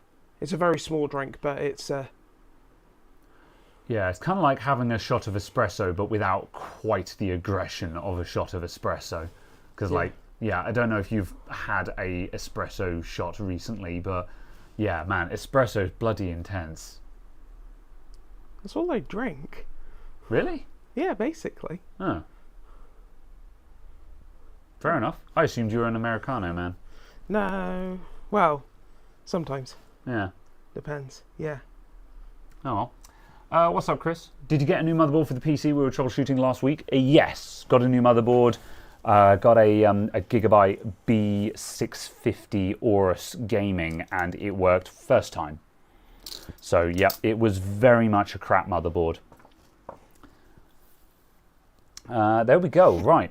I have 8 trackers now working. I need to reprint the case lids because these lids are just too big. They're just not fitting properly. So I need to reprint these at like, yeah, just a millimeter smaller, maybe half a mil smaller if it will let me in all dimensions, and they will fit much better. It's really difficult to predict these because like the actual fitment just depends on your printer setup, what filament you're using, how much extrusion you're doing, and so on. So it's really not uncommon for the models to not quite work out right. So yeah, I will adjust these and do a custom lid, and yeah, then they'll be working. However, that's 8 slime trackers ready to go. Aorus, was that the Elite AX? I can't remember. Hello, Paige. Quick pop in to greet. Hello, hello. I've enjoyed this conversation in reality. It's true. I think we're wrapping up at the moment. What are you getting into now? Are you just going down the LiPo rabbit hole? No, ever so slightly, but it was also just a case of I don't believe like the pricing of stuff like this. Well, it's just like 14 amp hour, 14 volt, £21. Yeah. I'm just like, no. Yeah. Dunno. Yeah, very hard to tell. Yeah, as I say, thankfully the cells that I buy for these, because they're just single cells, it's fairly easy to find something that will be what it says it is. Just make sure you're buying something that is just a bare cell, doesn't have any labels on it, because you know, like these ones are I don't know how that would be Xiao, wouldn't it? CAO. It's Xiao Du Ren, and they clearly have their own factory, and they are clearly manufacturing these to order. So they are exactly what they say they are. Whereas if you buy someone who's making battery packs, they're probably buying batteries, and yeah, who knows what you're actually buying there. So yes, lead acid, yeah. Good. What happened to the kids' PC you did some time ago? It got built and enjoyed. The video never made it. The audio was scrambled. It was too much work to make something coherent over it, and now every part of it is just too out of date. I have abandoned that video. I am sad about it. That is all. So yeah. All right. I was going to do another one, but it's taken me half an hour to just assemble these and stuff. But we've got, you know, assembled ones. This is an improvement over the last stream of these that I did because all of them worked first time. So I'm very happy about that. We had... Congratulations. Yeah. 0 issues, 0 troubleshooting required. That's what we like to see. You have functional bits. Well done. You did it. Yeah. So yeah. I'm probably gonna... Am I gonna come in on Sunday and do another production run? Maybe. I might come in on the weekend and carry on building these because, like I say, I've got... I have people lining up for them, and I have many to build. I have many much. Look at all of my PCBs. There are many of them. There's a box of them. They must all be filled. Yeah. Also, these separator boxes that I've got, these were 3D printed. They're pretty neat. Yeah. Because these are stackable boxes. Like, just stackable boxes like this are annoyingly expensive. Oh yeah. Like, it's plastic. You'd think that they'd be dirt cheap, right? But no, they're ludicrously expensive. So yeah, I just started 3D printing them. They're great. So yes, I'll be in that queue at some point. Nice. We'll sort something out. Give me your money. Yeah. Power situation good for Twitch tomorrow. Yeah, I'm so angry about Thursday. The Thursday saga was... I came home from work and the power was just blipping every 20 minutes at home, and it was enough to knock my PC offline. So every time the lights flickered, it would go and the PC would cut out, and I'm like, I can't stream like that because the stream will just keep dying. Yeah. You know. I waited. You know, I was like, maybe it'll stop. Maybe it's just one or two. And on like the third or the fourth one, just as I was finishing eating my food, I was like, no, that's a pattern. Yeah. So I dragged my PC down to the shop, and when I came into the shop, the 3D printer had stalled, which immediately told me that the shop had also been experiencing the blips. Yeah. So streaming from the shop was also not going to work. Yeah. And that's when I started dicking around with trying to drag out my spare UPS. However, after all of that, there were no further blips. If I'd just gone live, it would have been fine. Yeah. But I worked with the information that I had at the time, and the information I had at the time was that the power was unstable. So I'm really annoyed. I could have streamed. There would have been no problems, but yeah. Oh, well. Yeah. However, interestingly, the people who were saying that my UPS was too small, yeah, you were absolutely right. It was fine for small loads, but last night when I went on VR chat and my GPU actually got hit with a big load, like, it was fine on desktop, it was fine with CPU loads, it was fine when I was playing Killing Floor 2, but then when I started VR chat, which actually hit the GPU with a high load, as soon as I got into VR chat, I was just like, hey everyone, immediately this tiny poxy little UPS under my desk started going, and it was like, what's that beeping? And I'm like, I have to go immediately, I'll be back. You know? Headset off, turn it all off, unplug the UPS, plug directly into the mains, turn it all back on again. You know, so, My planet needs me. Yeah. So yeah, I was hoping that I wasn't expecting it to cope with my gaming rig at full tilt, but I was hoping that it would at least tolerate it in such a way that it would survive brownouts. Yeah. However, no, it just started screaming as soon as it saw like several hundred watts, and I was like, yeah, fine, you know. So yeah. Absolutely. So yes, unfortunately, the tiny little UPS I've got, it's not really good for anything, which is frustrating. Like, I guess if I was running because you know, when I then got back in, everyone was then having a conversation about this stuff, and my friend who runs the meets was just like, oh yeah, I've got a UPS that just runs my NAS and stuff like that. So it just means that if there's a power cut, my NAS won't shit the bed. And so this would be good for something like that. It's just not going to keep my gaming PC going, but that fundamentally means that it's not a lot of use to me, because the reason why I want UPS protection is so my stream doesn't die. You know, just so if the power blips for a couple of seconds, the stream doesn't go offline, you know. But that's not something it's capable of doing. Yeah, absolutely. How much big UPS is good for gaming? Well, that's the problem. You know, like, the problem with this UPS, it doesn't need to have a lot of runtime, but it needs to have a lot of wattage capacity in it, in order to actually be able to hold the PC up for a few seconds. But yeah. However, also power issues are extremely rare. This is the first time I've had power issues. This is the first time power issues have ever stopped me streaming. And power issues are a once a year thing around here, so it's just not worth spending the money on a real UPS system. Because something that can actually do it will be a few £100, and it's just not worth it. Can you remember how many watt your one was? Was it 400 watt? The UPS? Yeah. 250. Oh, I see. So yeah, like, as I say, this is kind of not surprising, but I was hoping that it would tolerate it, you know. Like I say, I wasn't expecting to be able to game on battery power. I was just expecting it to be able to prevent the PC from cutting out mid-blip. But yeah, it actually screams and complains if it detects high loads. Someone just mentioned not a lot going through the 3D printer. The 3D printer can pull 350 watts. So yeah, unfortunately, that would be a really good idea to have the 3D printer on a UPS.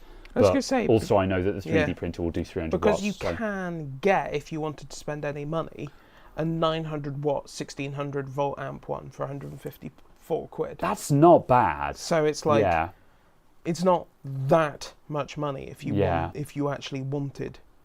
If I was partnered, so my live streams were mission critical effectively, that is a very worthwhile investment, you know. Yeah. But yeah. Or you can get a 5 kilowatt diesel generator. Yeah, where would you even put that though? You know, I guess if you have a house, sure, but I have a flat. You know, where am I going to put a generator in my flat? Well, you know what? I think a UPS is a better option. Yeah. I thought you were going to say, you know what? You could just put it in your airing cupboard because, you know, you've got the tumble dryer exhaust there. You know, whoops, sorry, camera. I just knocked you very violently and I know you don't like that. Buy a farm. Put a gen on the farm. Yeah. Buy a power station. Go private. Smash the state. You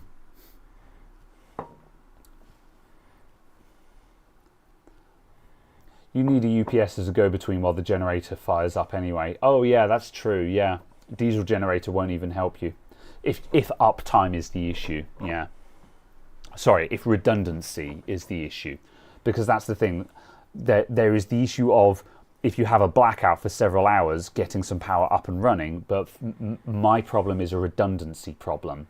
I need the computer to never ever cut out if I'm trying to do a live stream. So yeah.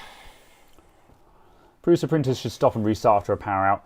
Possibly, yes. I've got a Creality and it does have a resume feature, but when you have that turned on, that causes weird issues in the print. I don't know if the Prusa stuff is better. So yeah.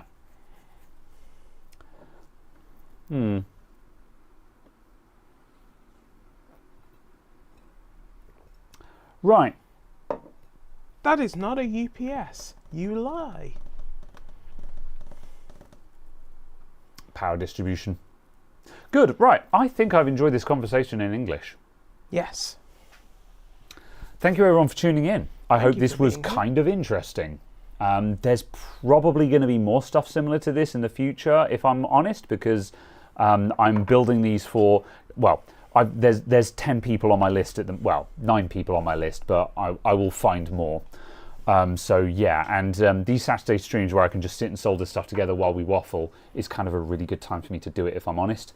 Yeah. So yes. And yeah, I'll be live on Twitch tomorrow. We're continuing with Shantae and the Seven Sirens. Woohoo! Which is a fun Metroidvania, if anyone hasn't been tuning into that. Good. Right, thank you everyone for tuning in. See you next week with something, well, with something. With repairs, probably. Yeah. Because I've seen your 62 tickets. You lie. You haven't seen my 62 tickets. Yeah. I open Google Sheets. Open up my ticket list, bitch. 63. That's row count. That's not number of rows. That's row count. That's not how many rows there are. There are hidden rows there. That's the 63rd row that has been entered on the sheet. However, multiple of those rows are hidden because they are closed. There is less than 30 open tickets, which I'm actually, unironically, I'm very, very happy about that. Because I'm actually getting the ticket list is actually down into the 20s, which is where I want it to be. Give it another week and I won't be stressed out of my eyeballs for once, which will be a very special treat. Yeah. We shall see. We shall see. Maybe you'll even start charging for your jobs. I do charge. I've been good about charging.